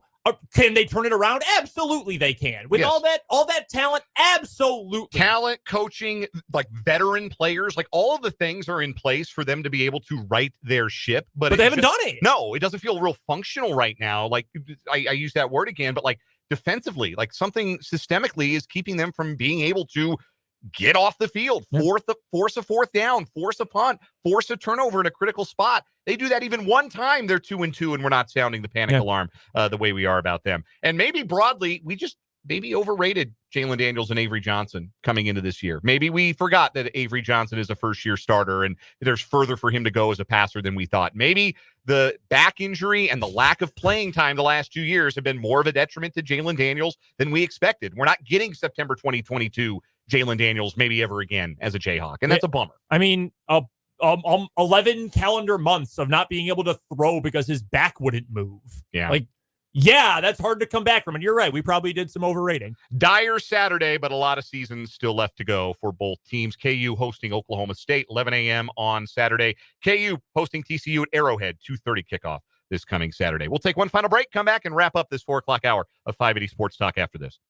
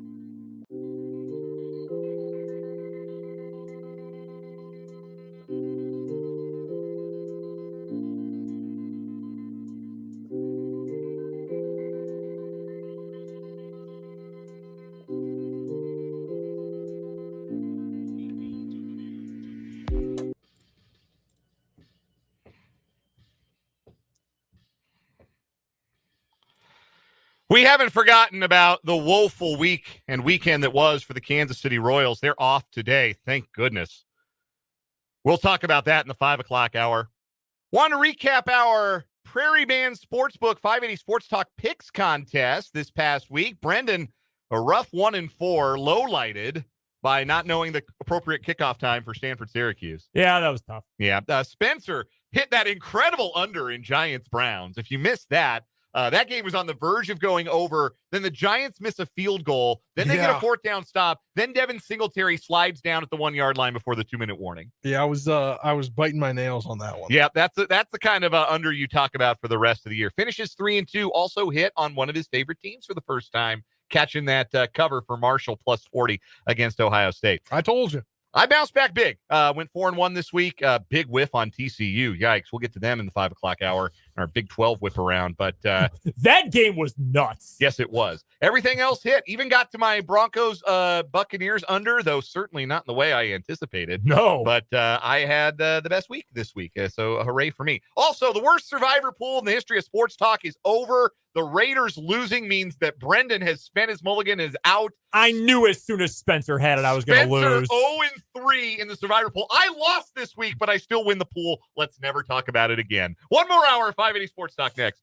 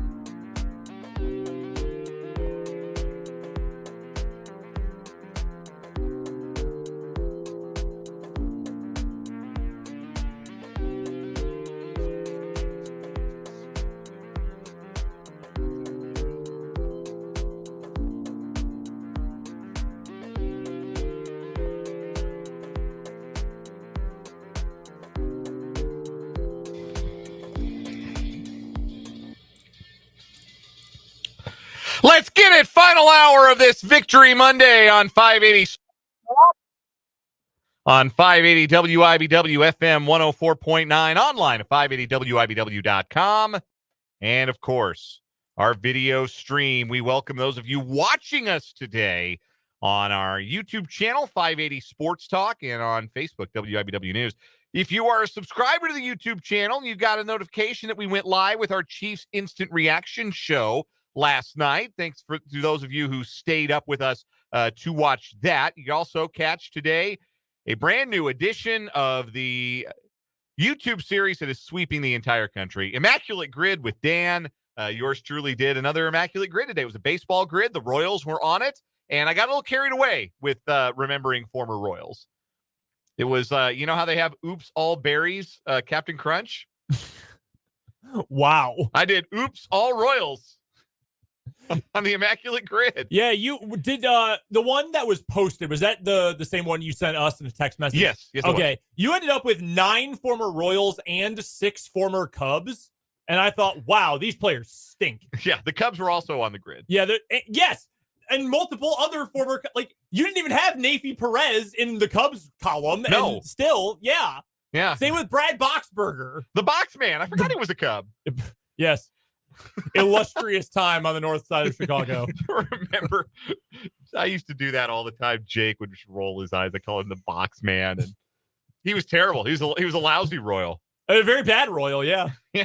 So, but then you can call him the Box Man, and then you can talk about the time he had the box emoji on the back of his jersey for Players Weekend. The box and the hamburger. And it was both of them. And then you can remember the best tweet ever with the box emoji, which was Kevin Love talking about a kid who got bullied by Barstool and said, this kid's already getting box emoji. Yeah, box emoji. Yeah. So, the funniest tweet of all time, as far as I'm concerned. Up there. Primo. It was Primo box emoji.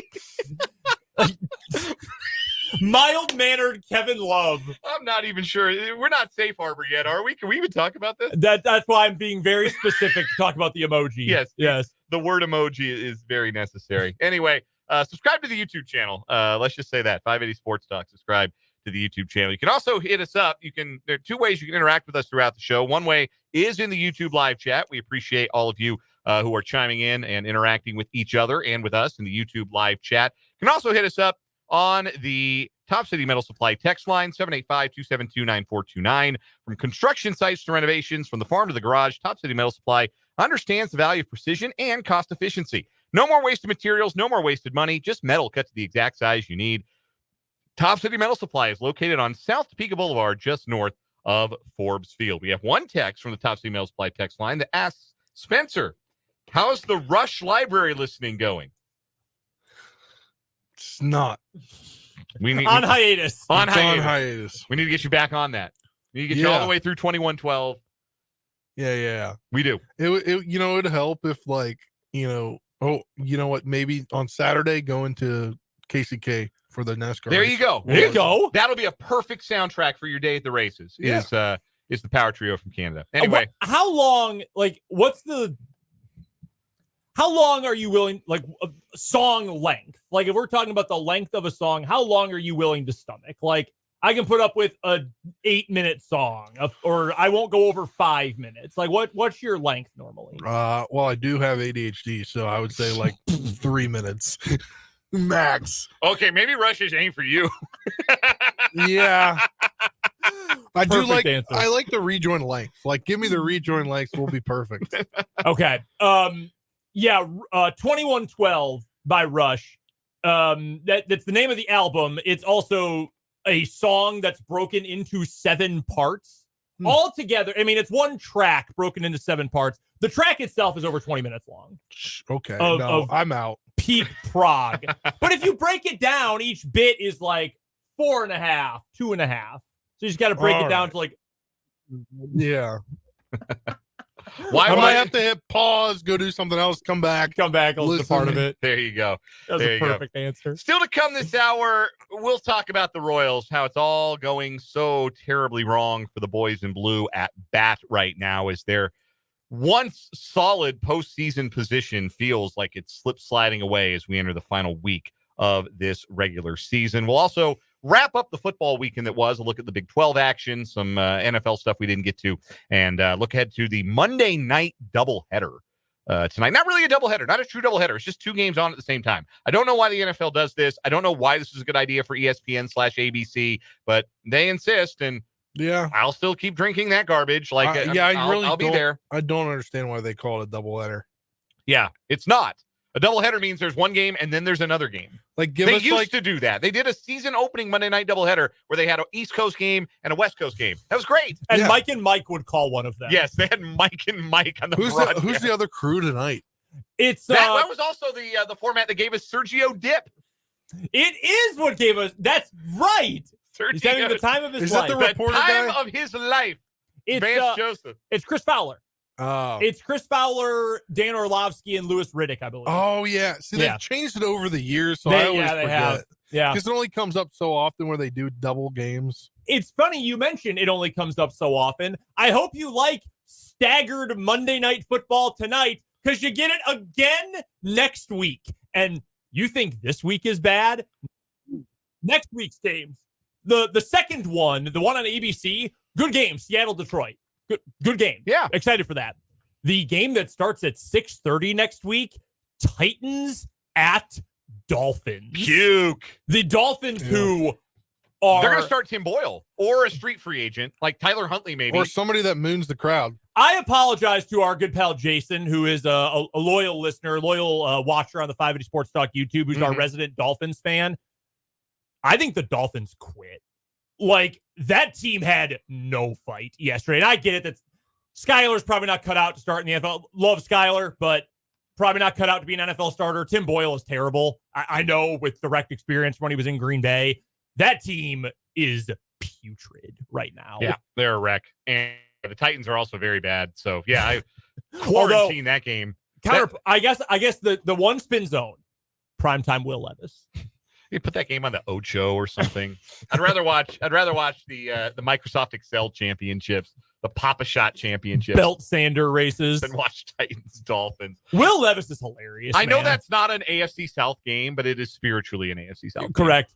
Let's get to some 580 Sports Talk headlines, though, before we get to all of that. The big headlines today involving college sports realignment. We have had it from all directions today in the group of 5 with Memphis, Tulane, UTSA, and UCF all affirming together their commitment to the American Athletic Conference after there had been strong rumors of all 4 schools being targeted by the Pac-12s. It tries to pick up the pieces and add more to their now 6-pack of teams, if you will, with Oregon State, Washington State being joined by, out of the Mountain West, Fresno State, San Diego State, Boise State, and Colorado State.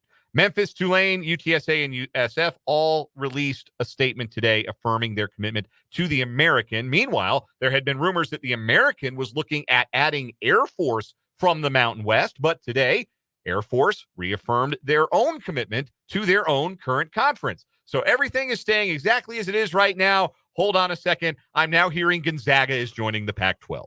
That is per Brett McMurphy from the Action Network, who is apparently out ahead of this because after his reporting, every other college sports insider scrambled to say, no, this isn't done. There's nothing done here. Nothing is done. The 2 sides are talking, but nothing is done. Just like the 4 corner schools going to the Big 12. Yes, exactly right. McMurphy's been Matt Brown, we've had on the show from the Extra Points newsletter. He has said for years during all this realignment in recent memory, the people who report about realignment the most are generally not the ones who know anything because their sources are ADs and coaches and athletics department people. You know who makes these calls?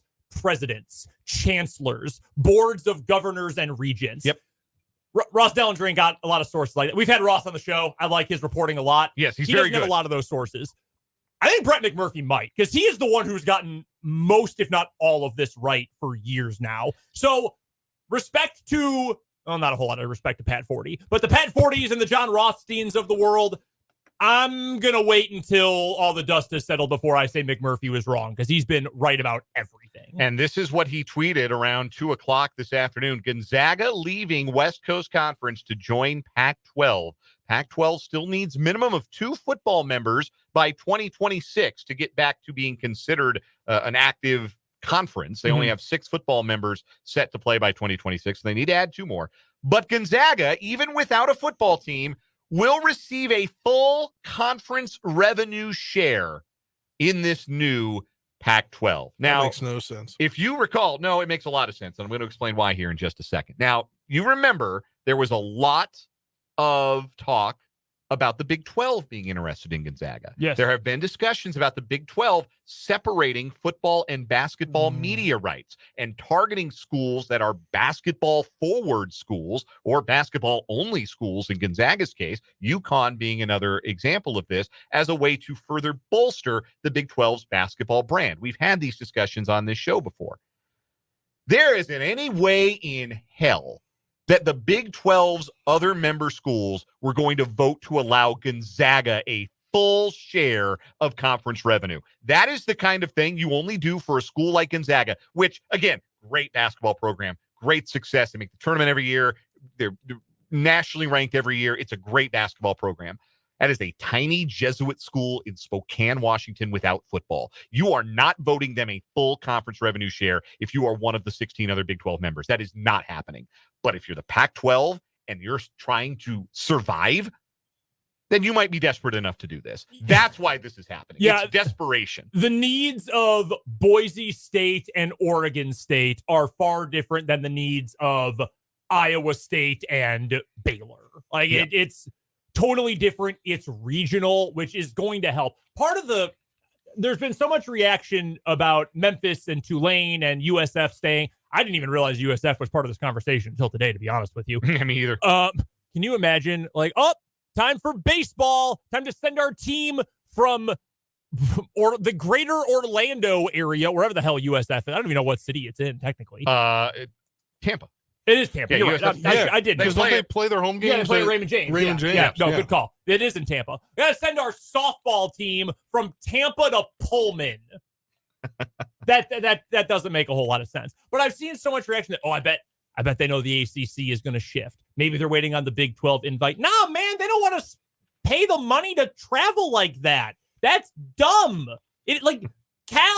Stanford playing at Syracuse this past weekend. Very stupid for a conference game. Not really worth it for the athletes, to be completely honest with you. Ooh, but they can go see new places. Dog at Syracuse, New York. Come on. They don't need to see that. There's a million of those. Yeah. Like that's the money, I think, makes sense there. Just like I think it makes sense to bring in Gonzaga and say, well, a full share. That's not fair. I did this exercise with you earlier today, Dan. We're talking basketball here. Units. When you go to the NCAA tournament and then when you win games, you earn units. That's money that is distributed to the conference, not just to the school, except Washington State and Oregon State because of their settlement with the old Pac-12. All of the schools currently in the Pac-12, the six-pack, if you will, none of those are guaranteed tournament teams. Like Boise State's been fine. They've made it. Colorado State has been fine. They've made it. Washington State finally made it back for the first time in over a decade this past year. But none of those are locks every year. You know who is? Gonzaga. Yeah. So you know what that means?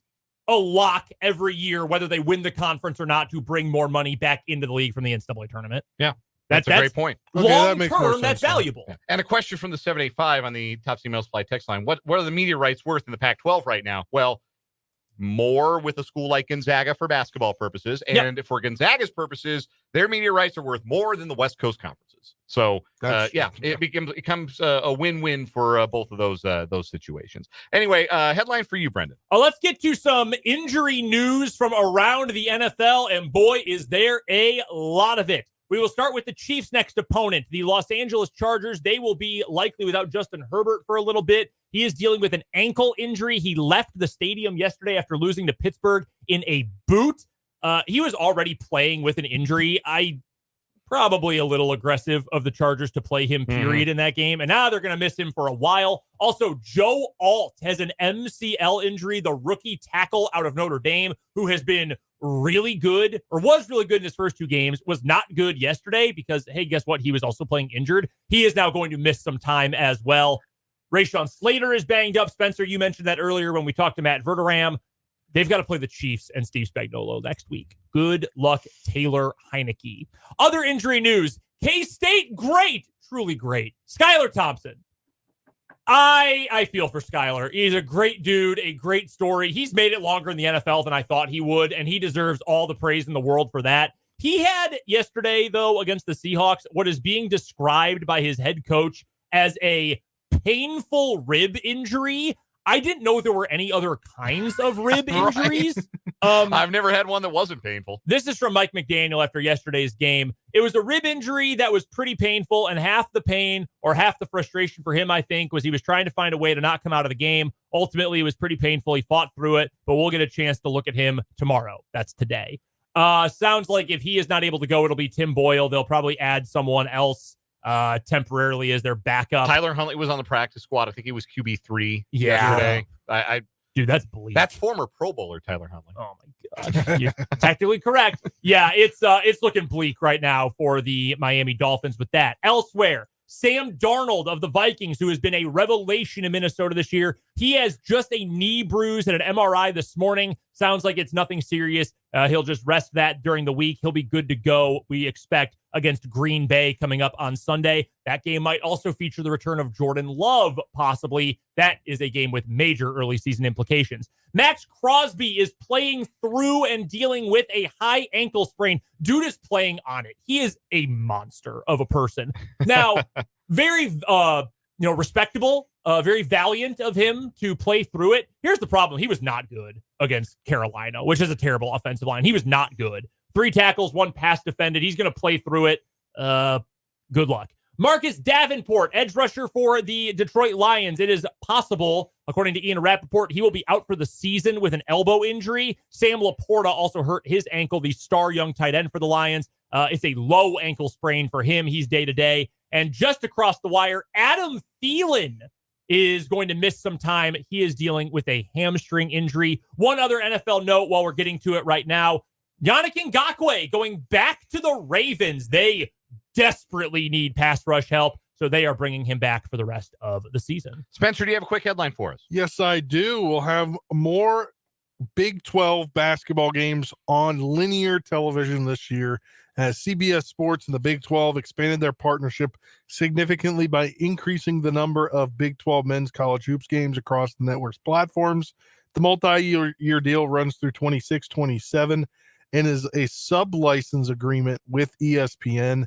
As a part of the schedule, a minimum of 6 Big 12 games annually on CBS, with those games streaming live on Paramount Plus. The new agreement adds 20 games per year to air on CBS Sports Network, bringing the number of Big 12 games across the CBS Sports platforms. So essentially, that part Spencer mentioned about the sub-license. These are ESPN Plus games. Yes. So CBS lost the Big East and is saying, hey, we got to fill inventory. You guys got good basketball. ESPN will pay you to get some of your ESPN Plus games. And if they're going to be on cable, sick. Yeah. Awesome. Now, you might have to pay. I think CBS Sports Network is, if you are a Cox Cable subscriber on the sports tier, you might have to be pay extra for the sports channels. You get like an NFL Network, MLB Network, all those. You might already have it. Yeah, so you may already have it if you're like a real like diehard sports fan. But hey, yeah, those get games on linear TV and off of like your Roku or your tablet or your streaming. And I think that is a good move. More linear broadcast games, better. Also, I think CBS does a great job with college sports. I do too. Yeah, it's a good piece of business for Brett Yormark and the Big 12. One addendum to our story at the very top. We were talking about teams affirming their commitments to their conferences. Pete Thamel is reporting that both UNLV and San Jose State will release statements affirming their commitments to the Mountain West.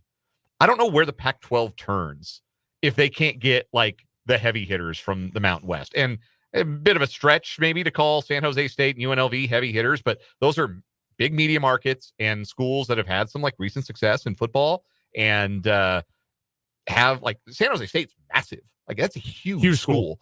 UNLV gives you a Vegas presence, and the Pac-12 is apparently not going to get those schools. So I don't know what the Pac-12 does from there. So like New Mexico, are you that desperate?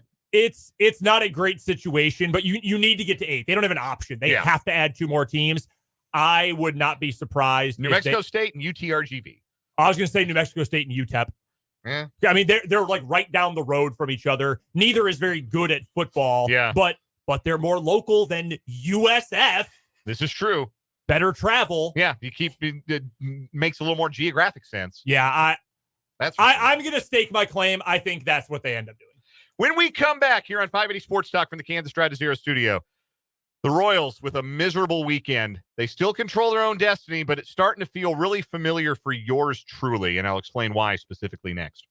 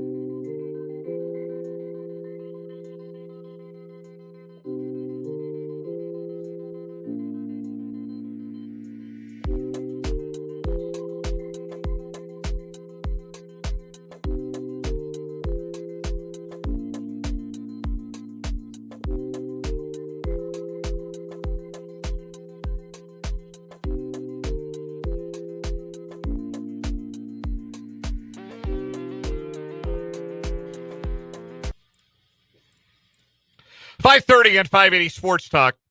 No Royals baseball tonight. They head out on their final road trip of the season starting tomorrow night. They're in the nation's capital for 3 against the Nationals, and then wrap up with 3 in Atlanta, where the weather could get gnarly. There's a hurricane headed for the Georgia coast. That could really make the final weekend even more strange than it may very well turn out to be for the Royals, who had an opportunity going into this last week to clinch a playoff spot in their final 6 home games. They could have done it. Instead, they didn't win a single damn game the whole week. Fan appreciation, huh? Not only that, they scored 1 run in 3 games over the weekend against the Giants, and that 1 run was an accident. That was Camilo Doval came in and couldn't throw a strike for 2 batters, and then they make an error to load the bases with nobody out. And they still can't. Royals still couldn't push across the 2 runs they needed to extend the game. Although, man, Garrett Hampson missed being the hero by about a fraction of an inch. And that's kind of what it has been for the Royals. Ungood, but also unlucky. The playoff odds for the Royals, which once sat over 99%, are now down, according to Fangraphs, to 68.7%. And hey, look, that's a 2/3 chance. That's still not too shabby. You'd still rather be them than the Twins, who are leaking oil, got swept in a doubleheader by the Red Sox yesterday, and remain a game behind Kansas City for a playoff spot. The Royals and Tigers are tied. So technically speaking, the Royals are still in that second wildcard spot. That much hasn't changed. What has changed, though, is the Tigers feel like a team of destiny, and the Royals cannot score a run. Since the fifth inning RBI single from Bobby Witt Jr. that made it a 6-4 Royals lead over the Tigers on Monday night in that homestand opener, the Royals as a team in the final 4 innings of that game and all of the innings after batted 185 with a 268 on base and a 205 slug and are 3 for 38 with runners in scoring position. Their superpower all season long, they've had 2 of them, right? What has carried the Royals here on the cusp of the postseason, 2 things. Outstanding starting pitching, better than anyone else, and runners in scoring position production that outstripped what they were doing with nobody on base. Like, they were hitting as a team better with runners on than with nobody on. That's rare. That's the kind of thing that doesn't usually hold up for 162 games. But even if their production had just fallen off with runners in scoring position to their more common level of performance, they'd have been fine. They'd have won a game or 2 this week. We'd be talking about a magic number sitting at 3 or 2.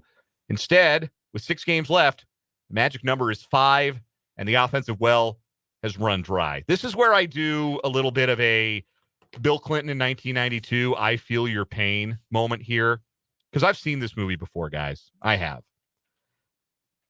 You guys know I'm a Colorado Rockies fan. Grew up in Denver. That's my team. That's my favorite team in all of professional sports. And in 2010, it's your biggest flaw, really. Yes, I have many of them, but that is number one with a bullet. In 2010, with 14 games to play in the regular season, the Rockies were 82-66. They were 1 game out in the National League West. They were 2.5 games out of a wild card spot. Had there been 3 playoff teams per league back then, they would have been in the 3rd wild card spot, with a 6-game lead and 14 games to go. They went 1-13 in their last 14 games. And in their final 4 games, they scored 2 runs. They finished 83-79. They did not make the postseason. It took them another 7 years to get back to the playoffs. And it is one of the most painful experiences of my life as a sports fan, period, because it was just helpless. You watched the game every night, and you just saw a team that was devoid of answers and looked like they were out of steam and looked like they knew it was getting away from them. There wasn't a damn thing they could do about it. And I hate to say it, but I kind of started to see that from the Royals this weekend, that they look like a team that knows it's getting away and isn't quite sure if they've got the steam, the juice, like a marathoner on the 25th mile, where they know they've got somebody on their back shoulder. They don't know if they've got the kick left for that last mile. And that's kind of where I feel like the Royals are right now. And I hate to say that, because I still think about that 2010 Rockies collapse. I still do. And I do not want to relive that here with these Royals. And there is no reason it has to be this. The Nationals are not good. The Royals could absolutely go, and just like they did against Pittsburgh on the road before this homestand, go take 2 out of 3 and be able to take a little bit of a breath before those final 3 games against Atlanta, which are going to mean a lot to Atlanta, it looks like. Or it could mean nothing. Atlanta could be a final 3 games show up. Yeah, they're 2 games back as we enter this final week. But man, the bats just look lifeless. The at-bats with runners in scoring position. Salvador Perez comes up with the bases loaded and 2 outs in the 8th yesterday. Mm-hmm. And the sound in the crowd at Kauffman Stadium, it wasn't like usually your stud comes to the plate and there's that rising crescendo of noise. Like, all right, here it is. Here is the big moment. Here is the opportunity. This is where we're going to get it going. This is where we're going to score. So we're going to tie the game or take the lead. It was a very different sound. It was a sound of pleading from the crowd at Kauffman Stadium. It was a sound of please, for the love of God, just 1 run, 1 lousy run, 1 lousy hit, please. Because it's not like the Giants were great shakes yesterday. Lugo was great. through those 8 innings, I didn't see the final totals because I turned it off after Salvi popped out to end that threat. But through 8 innings, the Royals had 3 hits and the Giants had 3 hits. Here's the difference. The Giants got their 3 in the same inning and scored 2 runs. Final line for Lugo, 7 innings, 3 hits, 2 runs, 5 strikeouts.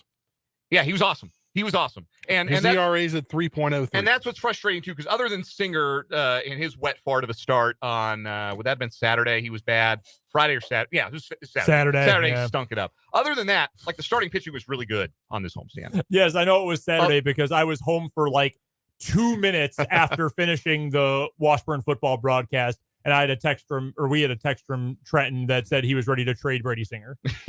Vance asked in the YouTube comments, how much of this is due to Vinny Pasquantino being out? Doesn't help. I mean, that was your leader in RBI. Yeah. And the fall off in offense is pretty neatly corresponded with his broken thumb. And I don't think Vinny is a great vibes guy. We know that. We've talked about that at length over time.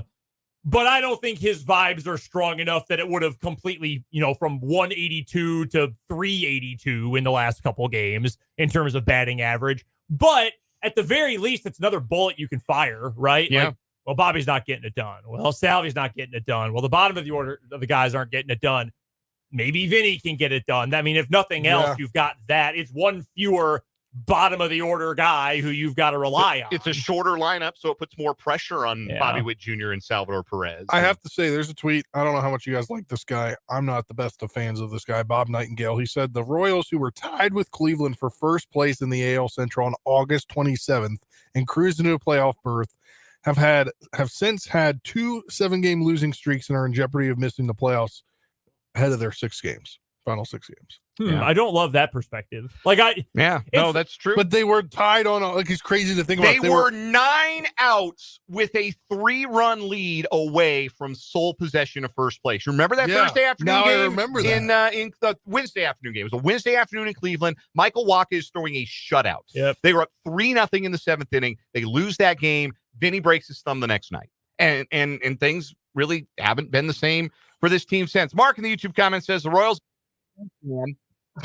At least he says he's just kidding. We have a texter from the 785 who I am very certain is convinced it is all my fault. Because I said, I believe, on the Wednesday that week, when they took the first 3 in Cleveland, or the first 2 in Cleveland, I believe I said, they're going to the playoffs. Oh, that was the message that said it was you, bro. Yes. It was you. Yeah, from the 785. No. It's a history of text. You can read them all. They're all in there, and they're all blaming me. And I think he means it. They mean it. I think that there are some people out there who believe that my confidence is somehow the reason that it's all gone south for the Royals. I was confident. I'll take blame too. I was confident back in March. I said they were going to be over. They were going to be at 500. Remember that? You did. Blame me too. They did get that. Yeah. That might be all they get. Brutal weekend, but again, the beauty of this game, and I've said it throughout this season. When times were toughest for the Royals, and they have never been tougher than they are right now, your momentum is only as good as your next day's starting pitcher, and you have a new opportunity every day. What happened this weekend has no bearing on what can happen these next 6 games. But I'll tell you this, Minnesota's got Miami at home these next 3 days. That's not great. And the Royals aren't going to be able to back into this. Like, there's no, the opportunity to back in with as well as Detroit is playing. That's not happening. There's no back into a playoff spot here. They're going to have to go take it. And I don't know who's going to drag this team by the scruff of their neck. Maybe it has to be the starting pitching even better somehow. Maybe it has to be, sometimes it just takes one. Losing streak, it was one swing. It was Tommy Pham with that 3-run home run that helped them win that game against Cleveland and set them off on a winning streak, right? They won the next 3 after that night. So it could be that simple. And with a magic number of 5, if the Royals go 4-2, if they win both of these road series, they are going to the playoffs. If they go 3-3, the odds are still pretty good that they are going to see October baseball. But not as good as they were a week ago. That's for sure, after a terribly disappointing way to end the home schedule. We'll close the book on the disappointing part of the weekend with a poem from our guy, the Bard, in the YouTube live chat from earlier today. The Royals, the Cats, and the Birds collectively laid out 5 turds. The Hawks may be done. KC can't get a run. 'Twas a weekend chock full of bad words. Can we, while we're talking baseball, before we get to a break, can we talk about something funny? Yes. Something a little more lighthearted? Yes. The White Sox have lost 120 games. Yes, they have. They have tied the modern era record for losses in a single season alongside the New York Mets of 1962, who played 160 games and lost 120 of them. The White Sox are going to finish with the worst winning percentage in modern era Major League Baseball history. And granted, you might say, well, what about those Cleveland Spiders? One, earlier this summer, we told you why you really shouldn't count them anyway, because their owner sold all their players mid-season, so he intentionally tanked that team. Also, that team was around prior to the invention of the fly swatter. It doesn't count.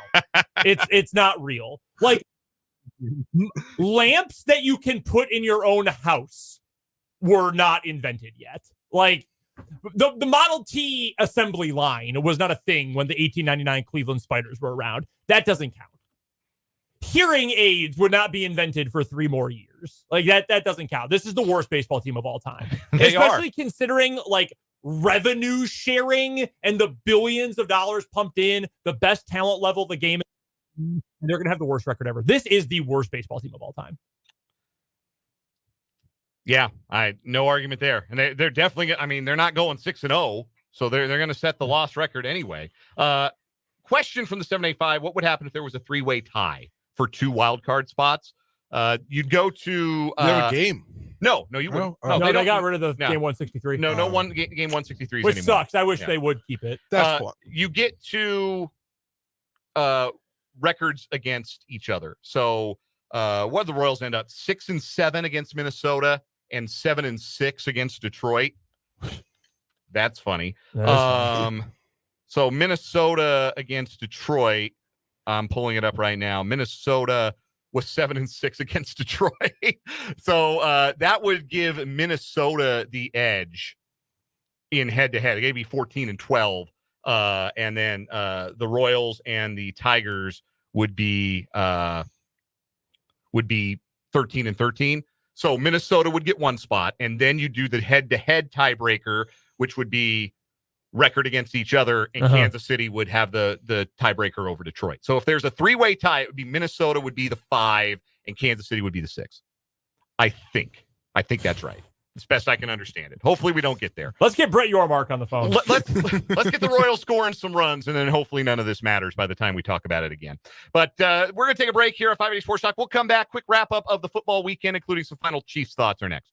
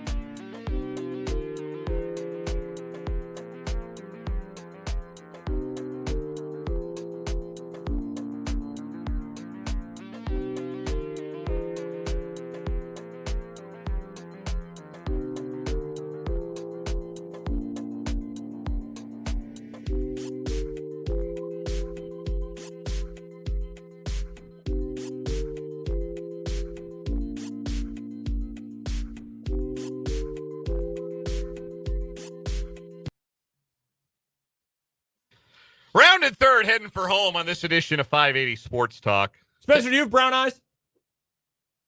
No. You have brown eyes? No. Yeah. It's brown haired. I'm confusing two different songs. Oh. It's What? a brown-eyed handsome man. This song? Round and third, heading for home with the brown-eyed handsome. Yeah, man. yeah. I None thought of you were talking no. about the name of the No, this bumper is music. Judas by I'm a like, Perfect yeah, I Circle. was like, yeah, I don't remember No. anything brown-eyed in this song. Yeah. No, this is a song about like being a staunch atheist after your mom got sick. Great Yes. song. Yes, very good song. Yes. No. Maynard James Keenan, Wild Guy. Yeah, brown-eyed handsome man. That's center field. Yeah, center by field, Sam yeah. Colgan. Yeah, I pick it up what you're putting down. None of us brown-eyed, all of us handsome here. Mine are on Hazel. 580 Sports. Yeah, so am I. Interesting. Close. 580 Sports Talk here on 580 WIBW FM 104.9, 580WIBW.com. Let's quickly wrap up the rest of the football weekend. Quick look around the Big 12. Even without Cam Rising, Utah still wins the marquee conference game of the weekend. They beat Oklahoma State 22-19. Game wasn't really that close. Oklahoma State had a couple of touchdown drives late. The Cowpokes look cooked, man. Ollie Gordon doesn't look like he's got any tread on the tires. And they benched Alan Bowman. So we're doing the Garrett Rangel thing again, I guess. Good luck, Mike Gundy. You think Gunner is sad he left? He might be. He won the freaking MIAA Player of the Week. Ballin'. Offensive, anyway. Dude's going crazy. He is balling in Emporia. We saw him week 1, and I thought, yeah, I mean, They won over Washburn, but No, man, he's been going crazy. So good win for Utah. They've got a great defense. And for Oklahoma State, they are not going to a great place to try and recover against a pissed off K-State team at the Bill. Wilson was Zach Wilson's brother. Yeah. They talked about it. I learned that this weekend. Yeah, I didn't have the volume on for the game. Oh. So it was on my second screen. And he so played, yeah, I didn't know that. He played okay, but He's fine. Mostly about Micah Bernard doing whatever he wanted against that beat up Oklahoma State defense. Better than feel like Bryson Barnes would have been. The amount of brothers in college football is just going like skyrocketing because I just saw that Raiola's brother just committed to Nebraska. All D's. Dayton Raiola Yes. is the newest one. Yeah. So, yeah, great win for Utah, and they right now are the clear favorite in the Big 12. Oh, yeah. Who's the second best team? Your guess is as good as mine. For what it's worth, K-State. I'm very. I still think I'm it's them. confident I in still think it's K-State. them too, but Iowa State probably would be Yeah. the answer from a lot of people as well. Other conference action: Colorado gets the miracle win over Baylor. A Hail Mary on the final play of regulation. Dave Aranda, brother. Fries in the bag, Dave. Yeah, I need a new phone case. Mine's kind of bent. What can you offer me when I will go into the AT&T store? Dude, it's over. They called their Hail Mary defense Victory Cigar, and they've got dudes falling down all over the field. Yeah. Get out of my face, dude. Yeah, they called Victory Cigar, and Shadur Sanders smoked that sucker. That's Oh what my happened. God. Yeah, that was a fireable loss right there for Dave Aranda. Get him out of the It's paint. mega over for Baylor. They should have won that game. They were the better team. I don't feel any better about Colorado after winning that game. But even if they go 5-7, give Travis Hunter the Heisman Trophy if he keeps doing this. What was it, 150 something snaps this weekend? 153? Yeah. Is that the number? Mm-hmm. I genuinely don't know what position he's better at. I genuinely have no idea. Like, It's just crazy to me that he can do that. yes, Like that. it makes me wonder if like guys could have just done this all along, and every other coach in history was a coward. Like Charles Woodson could have been logging 150 snaps for the '97 national champion Michigan Wolverines. Probably. Probably. Travis Hunter is the best player in college football. No qualifier needed. Hate on everything else that is Colorado if you want. He's but incredible. You can't hate on this kid. Yeah. He's the best. The dumpster juice game of the week. Houston sure is dumpster juice. That was Yeah, man. 34-0 to Cincinnati. Cincinnati made Houston look like the rest of the league made Cincinnati look last year. That was demoralizing for Willie Fritz's bunch. Texas Tech beat Arizona State. Game not really all that noteworthy in Lubbock. Arizona State finding out how tough it is to win on the road in this league. In non-league action, TCU turned the ball over 1 million times, gave up 1 million points to SMU. That game was bonkers. Yeah, it was a wild ride. Josh Hoover is a wild ride. The good things happen, a lot of bad things too. Yeah. When he's got the rock. Iowa State took care of Arkansas State in a non-league play. Other big NCAA football results from the weekend. OU has a quarterback issue, and they lose to Tennessee in a big ranked matchup. Michigan, 34 passing yards. Who cares?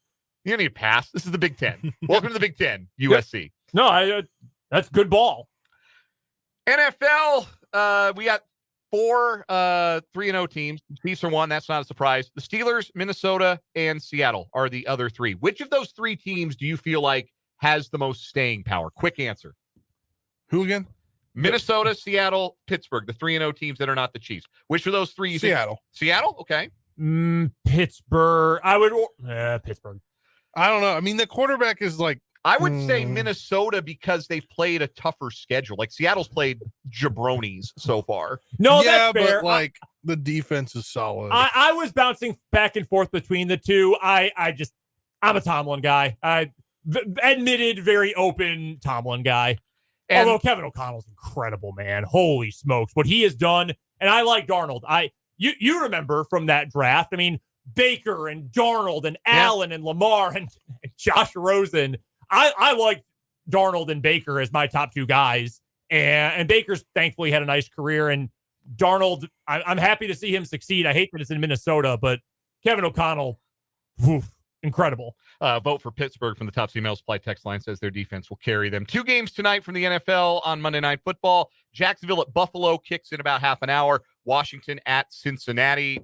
Home teams win tonight? I've got Buffalo. Spencer, I'm not kidding about this. I had some sort of like half lucid dream yesterday morning when I woke up that the Score app gave me a notification that said Daniel's Leeds comeback win. So I'm going to believe in my dream. I'm going to say it was deja vu. I'm going to pick Spencer's Commanders. I'm going to pick the Commanders too. I think, you're getting a receiver back for Burrow, but I just think they're not going to be on point tonight. And then who's the other game again? Buffalo and Jacksonville. Oh, Buffalo wins. 0-2 teams were 6-1 this week. I think Cincinnati wins. I think Jacksonville loses. We'll take a break. Come back with a final word after this.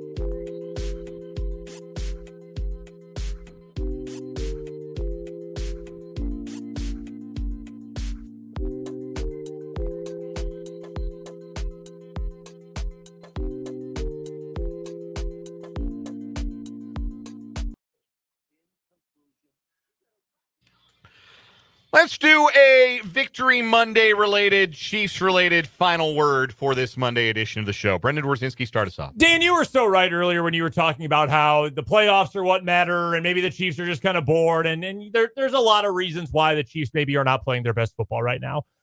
And all correct. But I will say this, as someone who just loves football and the NFL and a good product, figure it out, Chiefs. Like, I don't care if it's all going to be good when we get to January and February. I want something entertaining now. You're the single game or in prime time 10 more times in the regular season. Give me a better, more entertaining product. That being said, I'm glad at least they won yesterday. Spencer Dupuis. Yes, the Chiefs are 3-0, but we've already hit the panic button. I wish I was fortunate to say that about my own team because it's great to talk about a 3-0 team. They've made mistakes. They've won games that when it's been time for things to go right, they've gone right, not necessarily the whole game, but like that's a luxury. And these fans are luxurious to have to get to talk about that. Also, quick shout out to my sister. It's her birthday today. Happy birthday, Madeline. Hey, Happy birthday to Spencer's sister. Final word for me, winning is a habit. You get into the habit of winning when you do it as often as the Kansas City Chiefs have. And that means you can win in a hostile environment. That means you can win when you don't play your best. That means you can win close game after close game after close game after, well, you get the point.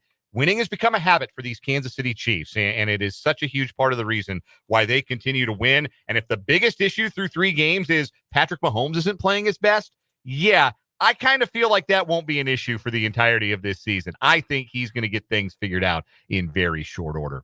That'll do it for 580 Sports Talk today. We're only with you for 2 hours tomorrow. We're off the air at 5 o'clock so we can make way for Royals baseball. We will talk to you tomorrow from 3 to 5. For Brendan and Spencer, I'm Dan. Have a great night.